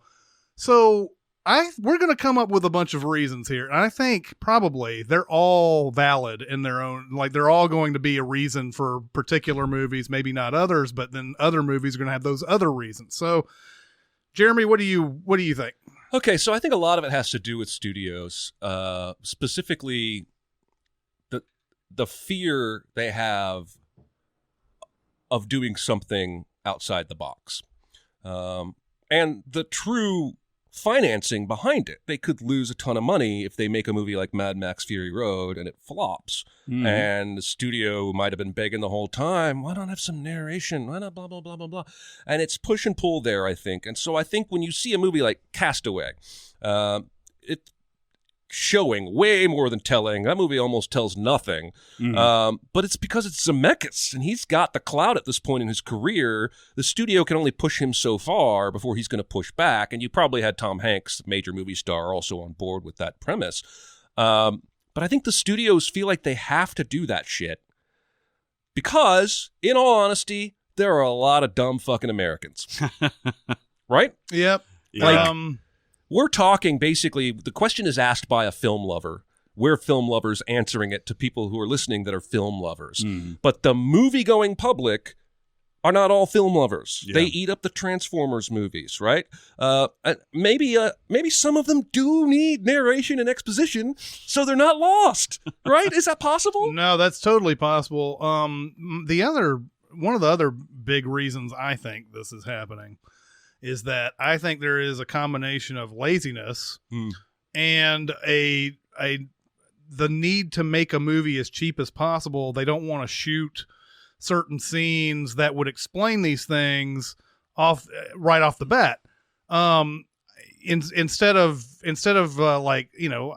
recently one movie that pops up, Dark Shadows, that we did as a Sins video, starts off with this big long narration thing that adds nothing really to the enjoyment of the movie if you were to even enjoy that movie. But Deb basically explains all this stuff to us at the beginning, and I'm like, you could have had 15 minutes of these scenes and it would have been perfectly fine, but you wanted to get right to the 70s. Like, you wanted to get there as quickly as possible. Yeah. I don't blame you, but man, all that stuff at the beginning is horrible, and it's horribly explained too. Like one of the things that about the Sins video we brought up was just the fact that, Ava Green goes and buries him alive and all this other stuff, and that makes the townspeople turn against him or whatever. Well, it's almost like it's instantaneous. Yeah. Like we don't find out that he lived a life as a vampire for many years until way later into the movie. But it makes it sound like, oh, he's a vampire. Oh, the townspeople turned against him. Now he's buried alive. Yeah. And then there's all this. They're just trying to get to a spot that they know for a fact that people are going to like it, or they think that people are going to like it anyway. So that's my ultimate I think that's my ultimate reasoning. I think they just are lazy and they don't want to spend the money to make a movie a little bit longer or whatever. They want to get right to the meat of things. Yeah, I mean, you're both right. I mean, it's laziness and it's the lack of trust in audiences. But you also see, like with Mad Max, where if you do trust the audience, The Revenant does this, where they drop you into this world with no explanation, and the holes get filled in. And, but guy just won Best Picture. I know, isn't it right? crazy? So that's I think there has to be something about the stature of a director and his current clout that allows him to push for that more often than that. Whole movie was planned as that. Yeah. But after Birdman, no one was going to stop him from doing whatever the hell he wanted. Anyway, I interrupted you because I do that. I'm an asshole. No. I mean, that's the thing, is that I think if we have this collective trust building, it's not like people can't fill in the blanks. You don't have to have it as that clearly plated on a platter for everybody. And, the more evidence that they have in something like The Revenant and something like, John Wick wasn't a huge hit, but like something like Mad Max, the more evidence that you could say, like, try this, it'll make a better product, it'll make a more long-lasting product, and it'll make it'll still make you money. Yeah. Let's talk about Jason Bourne for a second, because here's a movie, I guarantee you some studio knucklehead said, it's been 10 years since the last one. We better show what occurred in the first 3. Hell, there's probably kids that weren't alive back then that haven't seen those movies. And so Jason Bourne, the film, opens literally with like 3 minutes of condensed storytelling of the trilogy that is absolutely unnecessary. Yep. This is the very definition of telling instead of showing, instead of just trusting your audience to go along with the character, trusting your lead actor to fucking bring them in with his magnetism. No, you've got to spoon feed them. Here's what you missed on the last time with Jason Bourne. I've thought about 3 different scenes since, talking about how, showing instead of telling always ended up being something amazing. In The Wire, there's the scene where they're just saying fuck entire time. And they're investigating an old murder. And all they're doing is just going through this kitchen and like looking out the outside, and they just keep saying fuck. And like by the end of it, you have realized what they have come up with, and they're like, fuck. Yeah. And like, and it turns into such a great scene. We just recently sent Jack Reacher, where the first 8 minutes of that movie is nothing but, showing, and there's no narration. There's nothing of that. And it's so exciting, like how it pulls you in, but you give somebody else, give some other asshole director that you're going to have like, Johnny Utah had to go through years of school to, do all this bullshit. And it's like, I mean, they don't. And then the other one, Hal 9000, looking at the guys talking, and plotting against him and everything is another scene. All these are great scenes. And like, if you have the actors who can emote, and you have the editing done such and such a way, and your angles are just right, where the audience sees what the character sees, you can make scenes like that sing. And I think a lot of times they're just like, well, how do we do this? Oh, I know. We'll just write down some narration on it. Yeah. I mean, there are clever ways to do it. You can have a happy medium. You don't necessarily have to only show and not tell. One of the things that came up to me was Rushmore. Is the beginning scene where they're showing them like the yearbook pictures of Max Fisher and all that stuff. That gives you all kind of the backstory that you need to set this in motion. But it's done cleverly, and it's shown in kind of, text and everything like that. But and you can make an argument that this is too maudlin too, but what they used in Citizen Kane for the news of the week type of thing to exposit what was going on with Charles Foster Kane, it's not straight narration. It's not straight like here's what it's going. It's actually a plot device because they're going to like flesh out this news of the week, this newsreel. So you can use it in clever ways and still get the people that need that exposition, and also still like bring along the people that don't necessarily need it. Yeah. So I mean, there's just, I guess there's a lot of reasons why. I think sometimes people just go into a screenplay saying that's how we're going to start it. Yeah. You know, that. But having just recently seen X-Men Apocalypse, I'm waiting for the first X-Men movie to come along that doesn't open with some vague talk about genetics and DNA mutations. Yeah, for once. What the fuck is that? This is Bryan Singer, who should have clout. We are all familiar with the fact that the X-Men are mutants, right? Yep. Is that necessary? Nope. I was so appalled by that. I just don't understand how we can get such shining examples from the studios like Mad Max or like Wall-E. Imagine Wall-E opening with, in the year 2800, humans had consumed all the resources and were forced to flee in a giant ship. Like, Wall-E just goes, and you find out what you need to know by watching his antics. So it's just fascinating to me that we see such egregious missteps, even in the midst of some great examples of showing without telling. Yeah. So I think a lot of those reasons are I just ultimately vote for laziness. I don't think the person knows what they need to do, or you're like, the studio doesn't believe in the director being able to tell that in a certain way without shooting more film and them spending a few more $1 million on it. I think that's Hollywood's cheap and lazy. Yeah. You solved it. Maybe once you get more directors that have that clout that start doing it the way that they want to do it, maybe it'll start turning around. Maybe. I doubt it. All right, so we're going to move on to some other questions. A lot of these are fun as hell. Yeah, so the first one is, in the event of a zombie apocalypse, it's going to happen, folks. Let's all settle down. We all know it's happening. Let's all be serious about this. We all for a know second, it's happening. Okay. All right. In the event of a zombie apocalypse, you are all allotted 4 badass fighters from 4 separate movies in order to survive. Who do you choose and why? Who wants to go first? Chris? I'll go for it.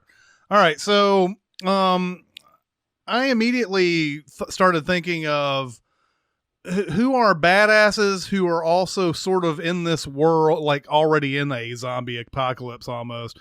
So I didn't want to pick all those, but I did pick one, and that the first one in Tallahassee, Woody Harrelson from Zombieland.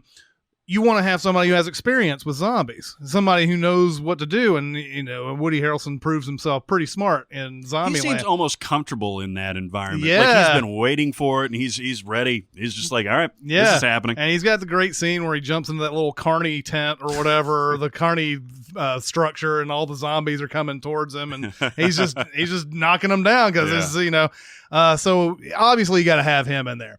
Then I had Eli, Denzel Washington from the Book of Eli. Oh, such a good pick. Yeah. He is, do I want to talk about the surprise of this movie? I mean, it came out. I think you can talk about the surprise. It came out a while back, but you find out later that he's blind and he has all these senses heightened because of his blindness and everything. So he was able to like detect whether or not there's somebody like hiding off in in some like very like innocuous areas and everything. So you want to have somebody who can hear the zombies coming before they even come, and a badass too. The guy is absolutely badass in that Book of Eli. So then I started thinking I need to have at least 2 just straight up badasses who are also smart, and that's the Bride, Uma Thurman, and Kill Bill, who knows all these martial arts because she spent a fuck ton of time up on that mountain with that old man and the cruel tutelage, and that's right, and she knows the heartbeat stopping technique and all that. She got that sword. Yeah, she can take a ton of people out at once. Right. I mean, not that maybe the heartbeat technique doesn't work in this situation because zombies maybe don't have heartbeats. Yeah, that's all right. But she's at least a badass with swords. And then I just go ahead and throw Jason Bourne in there because I think if the zombies got close, he would be able to improvise, and that's one you got to have somebody who can improvise in a fight like that. I think one of Jason Bourne, the character's coolest badass attributes is how quickly he goes from recognizing a problem to enacting a solution. Yeah. You know what I mean? It's just so amazing. All right. So I went a little bit of a different route. Everyone on my team was selected for a specific reason. Nice. So the first is the guy from the Raid 2, Rama, and the actor's name is Iko Uwais. Nice. Who knows? Because I got hand-to-hand combat covered now. Yep. All right. Yep. Zombies get close enough that hand-to-hand is required. That guy's going to save my ass. Mm-hmm. I got Data from Star Trek, The Next Generation. Yeah. Most specifically because he can't die or be turned into a Right. zombie. So I could send him on all kinds of missions. That's solid. Like, go get us some more diapers and Tylenol. Right? Mhm. Data, I'm stretching the definition of badass here with Data, I guess. But he's a badass. Why do you need diapers? well, I just in Walking Dead, I think they had to get diapers once. Oh, yeah. Okay. I was just So you're assuming that you're with a horde of people that include like babies and no, stuff. just that I found a woman and made her pregnant. Okay. Yep. Because you got to get your love on in the Yeah, man. post-apocalypse. Indeed. Of course. I'm choosing Christian Bale's character from Equilibrium because now I've got gunplay covered. All right, and if and when you guys see that movie, you'll understand. And then lastly, I'm taking Michael Gross from the Tremors movies. Yeah. Because he owns 100 of every type of weapon ever made. Yeah. And I will just give those to Christian Bale and let him kill all the zombies. Yeah. This is the first time anyone's referenced Michael Gross as a badass. Yes. But in those movies, in that universe, he's a badass. Oh yeah. So many guns. You're right. He's got the arsenal, man. Yeah, You're gonna tap into that. Yeah, so I got the guy to shoot the guns, the guy to do the punching, the guy to go get stuff, and the arsenal. I'm set. Nice. Good times. Yeah. Similarly, I've got some people that fit into a niche. Like I've got William Wallace from Braveheart, who will fire up my horde. This is good. Yeah. And he will lead us into battle. That's right. And he'll come out victorious. No matter And he'll what. moon the zombies. He'll moon the shit out of That's those right. zombies, man. He'll piss them off. And He'll get them to have some sort of mistakes. Some and zombie he mistakes. has that whole stash of face paint that we can He's put got on. the face paint. Oh, yeah, because you want to good call. intimidate the fuck out of those zombies. You do. You can't just like walk up on them. They're just going Right. to underestimate you. Actually, the best tactic fighting against zombies is mind games. Everybody knows that. Yeah, exactly. Yeah. I mean, they still have the Psychological brainstem. Head game. Instead of making love. Plus, he's great with the broadsword, so you can slice off Yeah. the zombie bits. That's good call. I've also got Emily Blunt's character in Edge of Tomorrow. Oh, so good. Rita Vertosky. Does Yeah. she still have her power? Yeah, totally, 'Cause man. after she lost, she was still a badass after she lost her power, though. Yeah. Yeah, that's a good pick. Yeah, man. Tough as nails, fucking everything that you want. And she has an exosuit. Exactly. Yeah. Yeah, man. Dude, that's awesome. So she's got some protection on there. And then obviously you want somebody that's good with hand-to-hand combat and like subterfuge and camouflaging. So it's John Rambo is on my team. Oh, yeah. Oh. And you can't fuck with John Rambo. He's got heavy artillery covered. He's got close combat. He's got, he's basically Peta from the Hunger Games. Yeah, Except, yeah. He can build you a shelter in much- probably like 20 seconds flat. Yeah, too. man.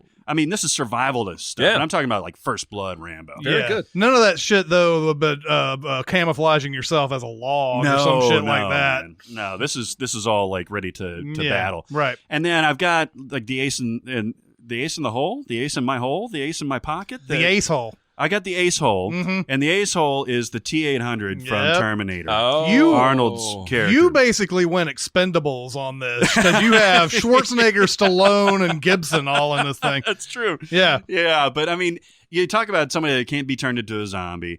He's essentially unbeatable. He could just walk into a zombie horde and just start like pulling shit off of these things, Yep. snapping heads off. Yep. So he's a movie character. He's on my team. I'm gonna win. Yeah. Can you just imagine though a Terminator movie with zombies and shit? That'd be great. I'd be all over that. Yeah, man. Why haven't they made that I'm movie? sure it's coming. Fuck. Yeah. You could, yeah. I got nothing. What's the next question? Oh, I like that question a lot. Okay, second one is, if you could only listen to songs that were featured in a movie, what movie would you pick? Now, I think that we can look at this other ways and just say, like, what movie songs would you latch fuck on it. to? No, I think we should do it that way because that way is basically saying what's your favorite movie soundtrack. Yeah. Like That's true. Like if songs in a movie, which movie would you pick? It's like So we're gonna pick the best movie songs that we could, if we could only listen to those for all time. That's what we would do. Okay. All right. So God Only Knows Mhm. from Boogie Nights. Yep. One of my favorite songs ever. And just really thanking my stars that it was in a movie so I could answer that for this question. Yeah. I also have Sing Along Junk by Paul McCartney on the Jerry Maguire soundtrack. That is an interesting pick. I love this. It's like a 2-minute instrumental guitar piano dance, and it's the scene when he's after the date on the porch with Renee Zellweger, but right before they go in and do it, and it's just great. I bought that soundtrack because at that point in my life, I was buying soundtracks to everything Cameron Crowe made because the single soundtrack was so great. Yeah. And I just fell in love with that little song. All I Want Is You from Reality Bites.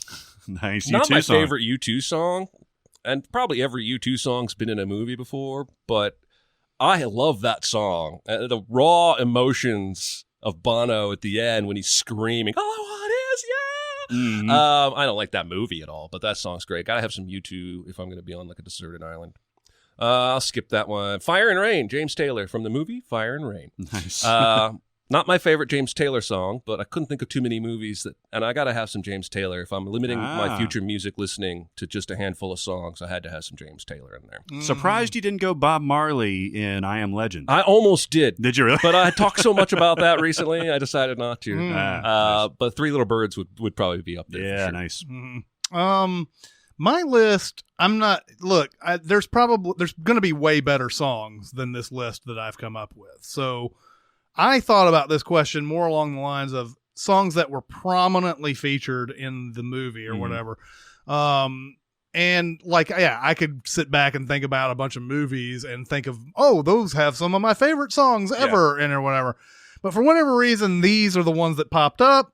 I could probably change this. No. This is your desert island picks where you're comfortable listening to these. So I've run the gamut here. I've got U2. I've got Hold Me, Thrill Me, Kiss Me, Kill Me from Batman Forever, which I think is one of the better movie made for the movie things. They actually made that song. They were going to make it for Zooropa.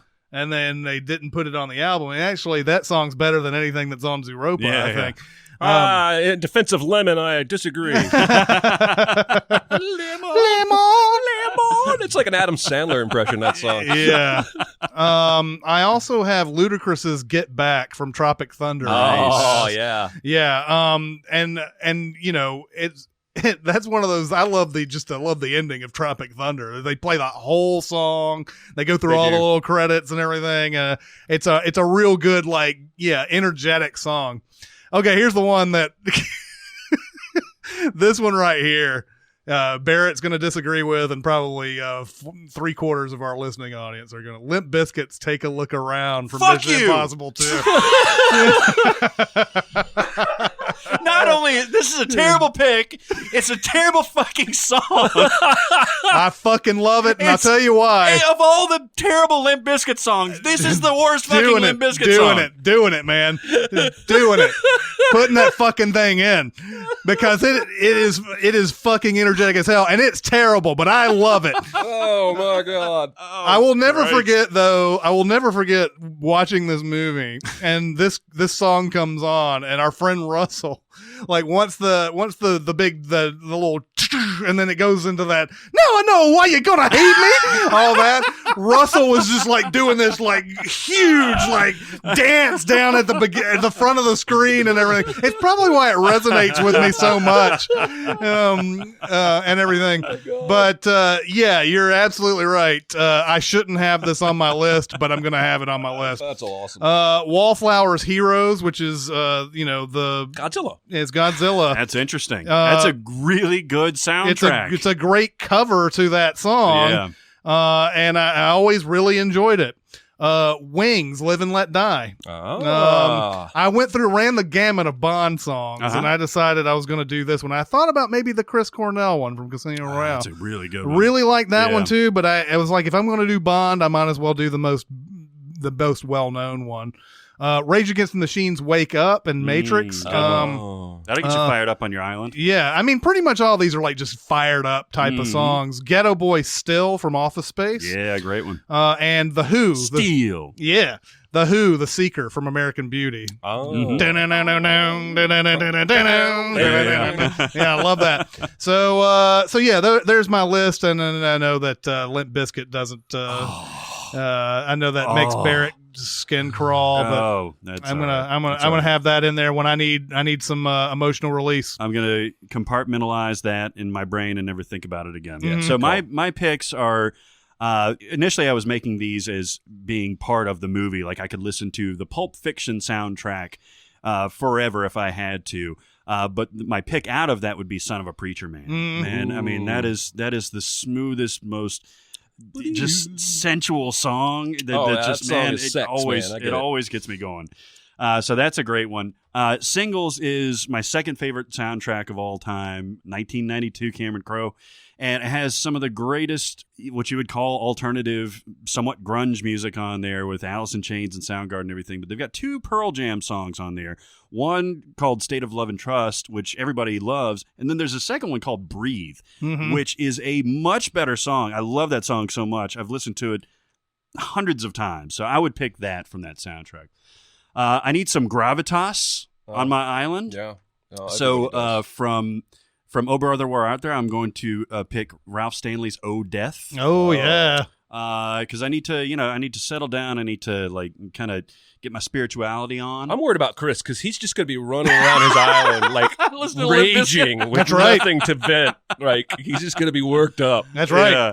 And then I'm gonna I need something to kind of fire me up, but also have fun. So I'm gonna choose "Sing Sing Sing" from Swing Kids, which is the prototypical the dun dun dun dun dun dun dun dun. So that'll be fun. And then I'm actually gonna pick something from the Office Space soundtrack, but it's Damn It Feels Good to Be a Gangster. Yeah, it does though, because that'll mellow me out too. So I've got a nice array of picks there, and of course I could do millions more. I actually was thinking about choosing Ben Folds 5's Air from the Godzilla soundtrack too, but that came in. I couldn't listen to that for the rest of my life. Yeah, no, I didn't really think about this as a deserted island. No, we now. Twisted that around on you by the end of it, didn't we? Yeah, you did, because deserted island, I would definitely go different routes.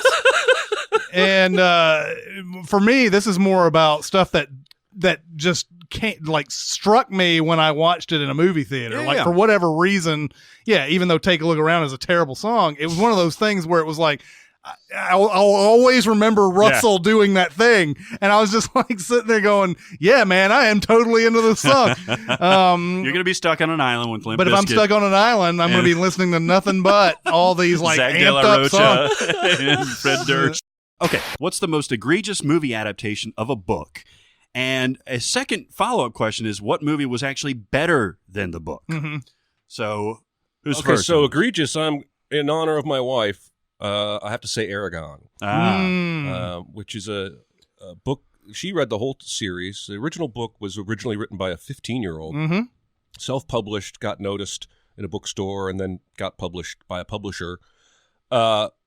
Had a shit ton of fans, borderline Twilight level of fans reading these books. And then that first movie came out. Yep. Oh my God. It's one of the worst. It's one of the worst movies about anything that anyone's ever made. It's not just a bad adaptation. It's just bad. It's bad. The acting's bad. The effects are bad. The camera work is bad. It's bad. It's a quickie entry into hoping a franchise would happen. Yeah. And they figured, let's see if everybody who likes that book just comes out in droves and we can just make these and print money. Yeah. And they made a terrible, terrible movie. Yeah. And fans of that book get violent when you talk about this movie. They're angry, just like the Percy Jackson fans. And I don't think those movies are terrible like this one is. But they are so angry. They're so bitter about that because they're not going to get another shot now. Nobody's ever going to remake Aragon, no matter how good the books were, just because there's that sore sitting out there in the universe. And then as far as one that's better than the book, it's been so long since I've read it, but I'm going to go ahead and say Hunt for Red October. Oh, yeah. I like Clancy's books, but much like John Grisham's books, they don't stick with me. I don't read one of those books and I'm still thinking about it 6 months later. Yeah. But as a film, Hunt for Red October does resonate and sit with me like that. So that's my answer. Yep. Cool. All right. Well, for the most egregious one, I'm going to pick The Hitchhiker's Guide to the Galaxy. Yeah. That's a good one. That was an abysmal movie. Yep. Except for Alan Rickman. Well, and Mos Def has a really fun performance in it, but it's just wasted. The whole thing is just you super have so wasted. many great people in that. Martin Freeman, Sam Rockwell. I mean, and Zooey Deschanel. Yeah. You have a lot of people in there that should have resonated, but they didn't do this right at all. I don't know why. The Douglas Adams book is just something that if you really get into it, feels like almost a friend. It's a really, really enjoyable, just fun read, and it puts you in this universe that's almost like Vonnegutsian. Yeah. Where That's not a word. It's so, it turns everything on its head so much that you just accept the absurdity. And I think the movie just missed. Well, one thing that I think aesthetic. that my reaction, I agree with everything you're saying, and I don't like this movie at all, except for that opening. The song the dolphins sing. Of course, when I read the book, there's no audio. I don't hear a song. And the song they came up with, the melody, so long, and thanks for all the fish. It really worked for me and set the tone. And then immediately after that, the movie starts stepping on its own feet. This was long considered one of the unfilmable books, mainly because it's mostly narration as far as what humor it has. So if you make the movie, you have to also incorporate all that narration. There are some audio books way back in the day that are really good if you want to listen to them. And it has that same narrator that they got for the movie and everything. But I was actually so used to those audio books. I've read the books too, but I was so used to that and the way the jokes were told, and they were so perfectly timed and everything.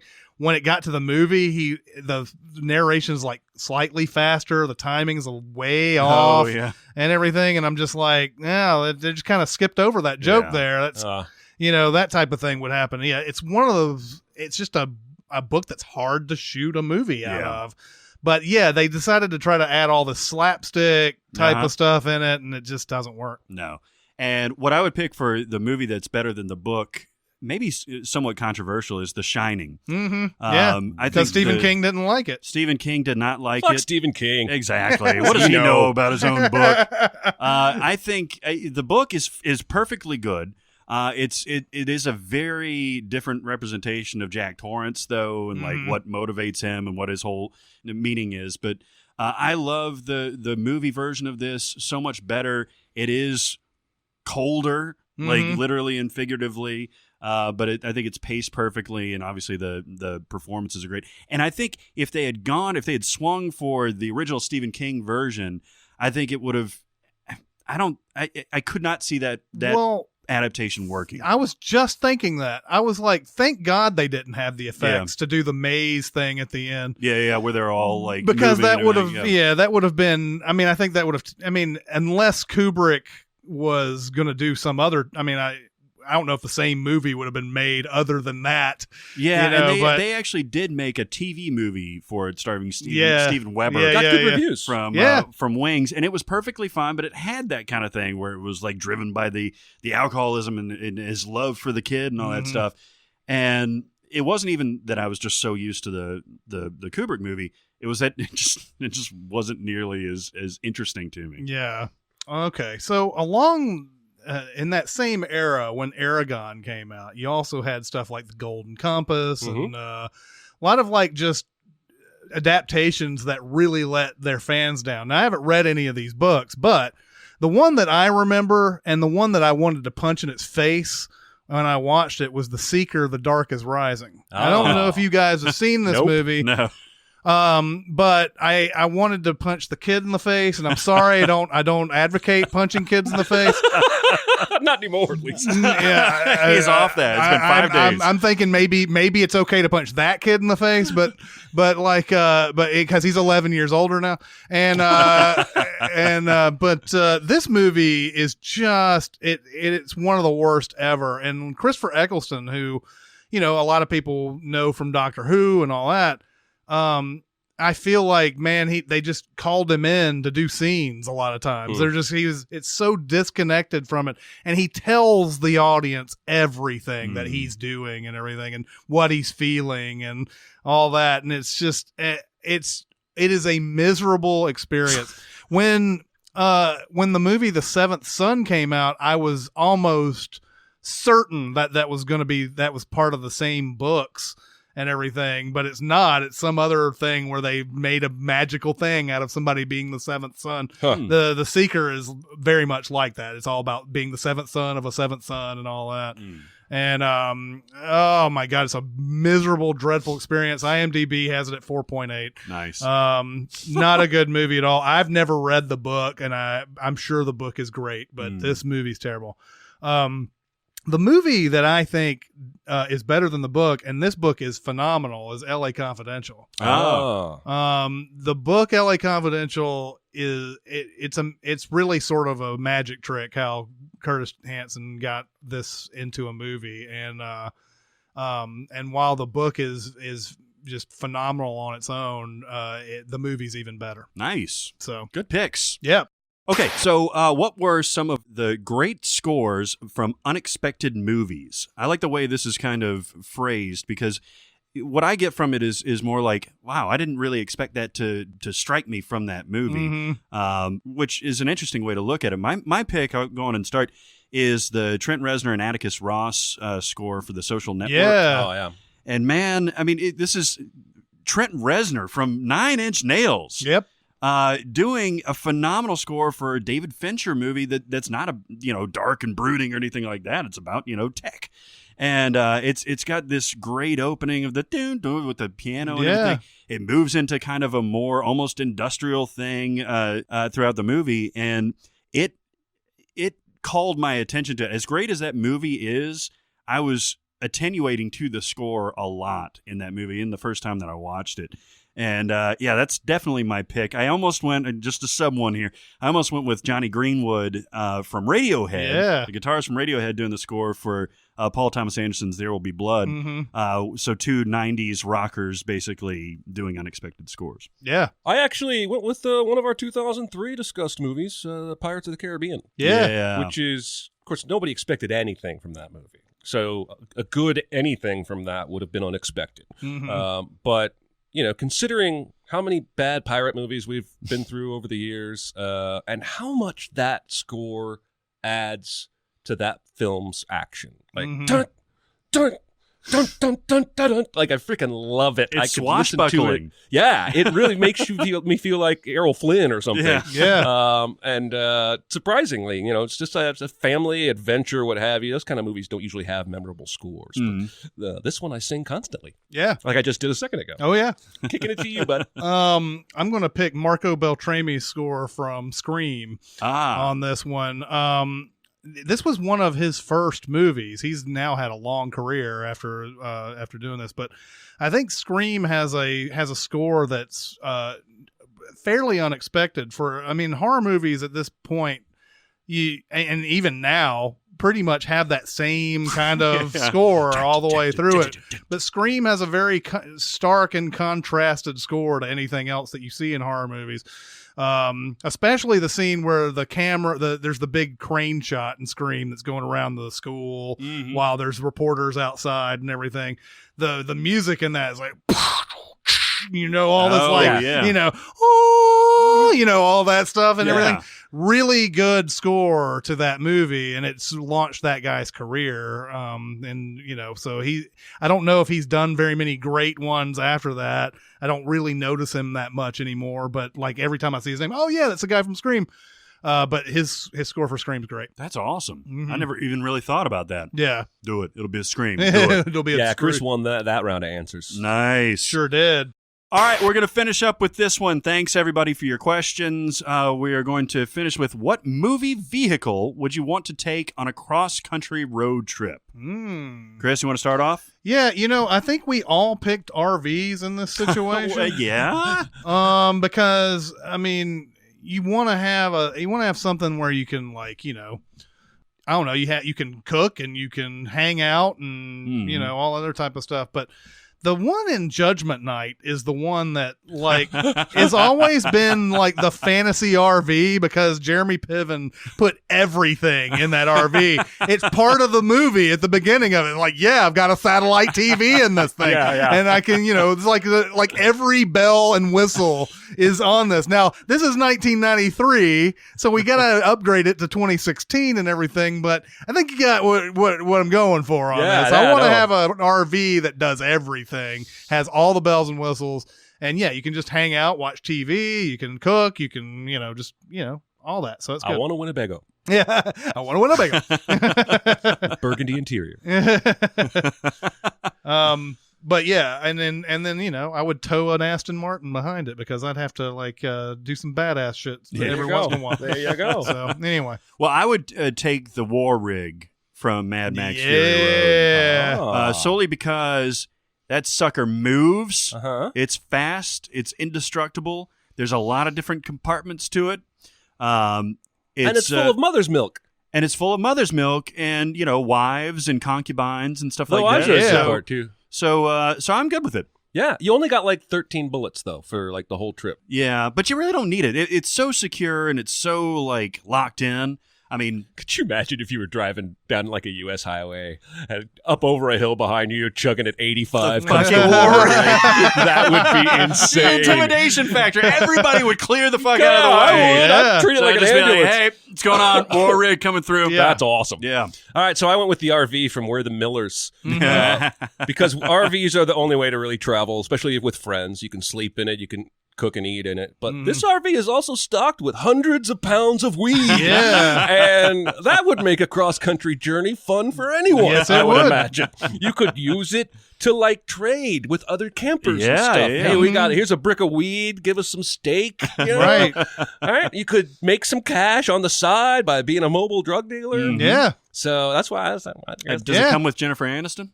No, it's just going to be me and my buds and the weed. So you're like the guys in Troll 2 then who are like in their RVs all the way through and they sleep together and all that other type of shit. I haven't put that movie out of my mind. Yeah, it's probably a good idea. All right. Well, continue going to SoundCloud and giving us your opinions about what we're doing on this thing. We thank you for that. Just tell us what we're doing good or bad or whatever. But that's going to be the SinCast for this week. Chris Atkins and Jeremy Scott and Barrett Sher. We'll see you next time. Thanks for listening. Comment on our episodes on our SoundCloud page. Check us out on YouTube, Twitter, Facebook, and Reddit. And be sure to visit CinemaSins.com.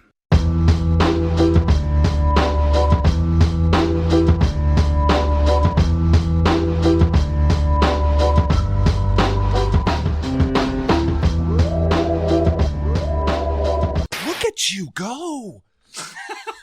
He's an angry elf. But it also of the year of what did I just run across? That was another comic book movie. Maybe I have it on my list. Holes. Yes, that introduced everybody to Shia LaBeouf. Fanboys are so crazy because I thought as soon as I watched that trailer, boy, this feels like The Last of Us, that video game I played. And I go down to the comments, and 90% of the people are saying that. But all the fanboys are like, shut the fuck up. This comic came out before The Last of Us. Blah, blah, blah, blah, blah. Because The Last of Us is this old grizzled guy who gets paired up with this teenage girl, and they go on the run, and he's trying to deliver her to a certain place. There's also zombies, but it's Naughty Dog. That's the studio. Naughty Dog. Your eyes just lit up. When I did the video of me playing that game drunk and the logo came up, I go, Naughty Dog! And it's just stuck in my brain. What kills me about that trailer is it's another, like, dystopian, like, oh shit, I've done things wrong superhero thing. I mean, it's a lot of people are, like, praising the use of that Johnny Cash song. Yeah, no, fuck that. And I felt like that was manipulative, right? Like, you can set the tone for the sadness without I hurt myself. The saddest sounding song ever recorded. I also love he made that song somehow sadder from the Nine Inch Nails version. He did. That Guardians of the Galaxy 2 trailer was awesome too. Yeah. Still haven't seen that either. I don't want to watch any more after that, but it was fantastic. Mm-hmm. Yeah, it does look good. And then there's a tiny Groot at the end. Yeah. Yeah, there better be. I wonder if he's going to be a baby the whole movie. I bet he won't. Hey, he has to grow. But if he is, I hope Vin Diesel still got paid a shit ton to make baby coo sounds. Yeah. Because that would be awesome. He just sped it up. Because there's this little noise he makes in that he's like that would be Vin Diesel's work for this movie. That would be amazing. Or they got whoever did Pebbles or Bam Bam back in the day. Yeah. Like got him out of retirement. They're not dead, you know. Well, 90 years old. Yeah. They still got what's her name who did Mickey Mouse to do stuff like just very recently. Oh, really? Like the original Mickey Mouse, I think. It was Rocky the Squirrel. One of those people did something. Well, they're probably the same person. Well, Rocky and Bullwinkle was like more late 60s, early 70s. Right. It would make more sense. Now here's something you'll really like. Let's see. Rocky was June Foray, and she's still alive, and she is almost 100. She's 99 years old. God damn. And good for her. Good for her is right, man. And she actually, when Family Guy did a Rocky thing, like they got her to do wow. But yeah, still doing all these cartoons and stuff. The other thing, now this would have happened longer ago, but when they're doing that Itchy and Scratchy and Poochie episode in The Simpsons, they had that was, I believe, the woman who did Mickey Mouse. Was on seriously? There. Yeah. And actually, it kind of sounds like it's like yeah. It's like they rarely ever draw the cartoon while they're doing the voice. It's very strenuous on the animators. That's a great episode. Oh yeah. Yeah, I don't. Poochie was the one with the sunglasses and all that, right? Yeah, like the cool edition. They were trying. I'm talking the original dog from hell. You mean Cerberus? Wasn't that just a play on like the sitcoms just adding new? Yeah. Like They're just Leonardo DiCaprio coming into Growing Pains. Yeah. It was their feeble attempt to push up ratings. Remember Arnold on Brady Bunch? Oh yeah. Oh my God, that's been going on a long time, dude. Like, yeah, I watched. That was the first time I ever recognized that happening in a show, because I used to watch Brady Bunch all the time. Oh yeah, like, really? Get home. It was on TBS. They'd have back-to-back episodes of it. I watched every Brady Bunch there ever was, and then even I at that age was like, who the fuck is this? This is a cheap ploy. Yeah, this is yeah, exactly. I just had to clip off the clips. Clip off the tips? Don't clip off my tip. Mm-hmm. Just the tip. Yep. Screw all that. Those Heineken commercials are the most unfunniest things I've ever seen. They're up there with the Seth Rogen, Amy Schumer commercials. Mm-hmm. Michael Pena. I think they're way worse than that, though. I mean, like even in that realm, that's even worse, because none of them have anything to grab onto. No, and they're wasting like good performers too. Yeah, that are actually like funny. I really like Neil Patrick Harris, but like he's given nothing with us. Like there was that one that they played where he was like he had the lawyer next to him or whatever, and he's like, I made you say it, and she's like, no, you didn't. Yes, I did. Yeah, and I'm just like, what are we grabbing onto? Yeah. What am I supposed to find funny? These insurance companies are about to get like a whole hate video from me with their laziness, right? Because the insurance companies commercials these days are, we try and make you laugh with some stupid non-related thing, and then we say a phrase, insurance. It's like iced tea at a lemonade stand. Yeah. Oh my God. That's unexpected. So is saving money with us. That's the opposite of creative. I had to hold my tongue the other day. Somebody was talking about how they love those commercials, and I was like, are you serious? The iced tea, yeah. And first off, just so many things bother me about those type of commercials, like I can see in the world of how we're watching it, that would be funny that they keep saying iced tea and it's really lemonade and everything. But once it's revealed that iced tea is there, it's like, is iced tea not playing iced tea? Is iced tea playing a different character? Is he surprised people are recognizing him? Right, exactly. Yeah. It's lemonade, man. I'm like, go sit inside, fucker. And I think the other three or four people who ask whether it's iced tea, and they keep on getting turned away by the lemonade. They don't say, but you look like iced tea. Right, exactly. Oh, you're not him then. Right. Yeah. Naughty dog.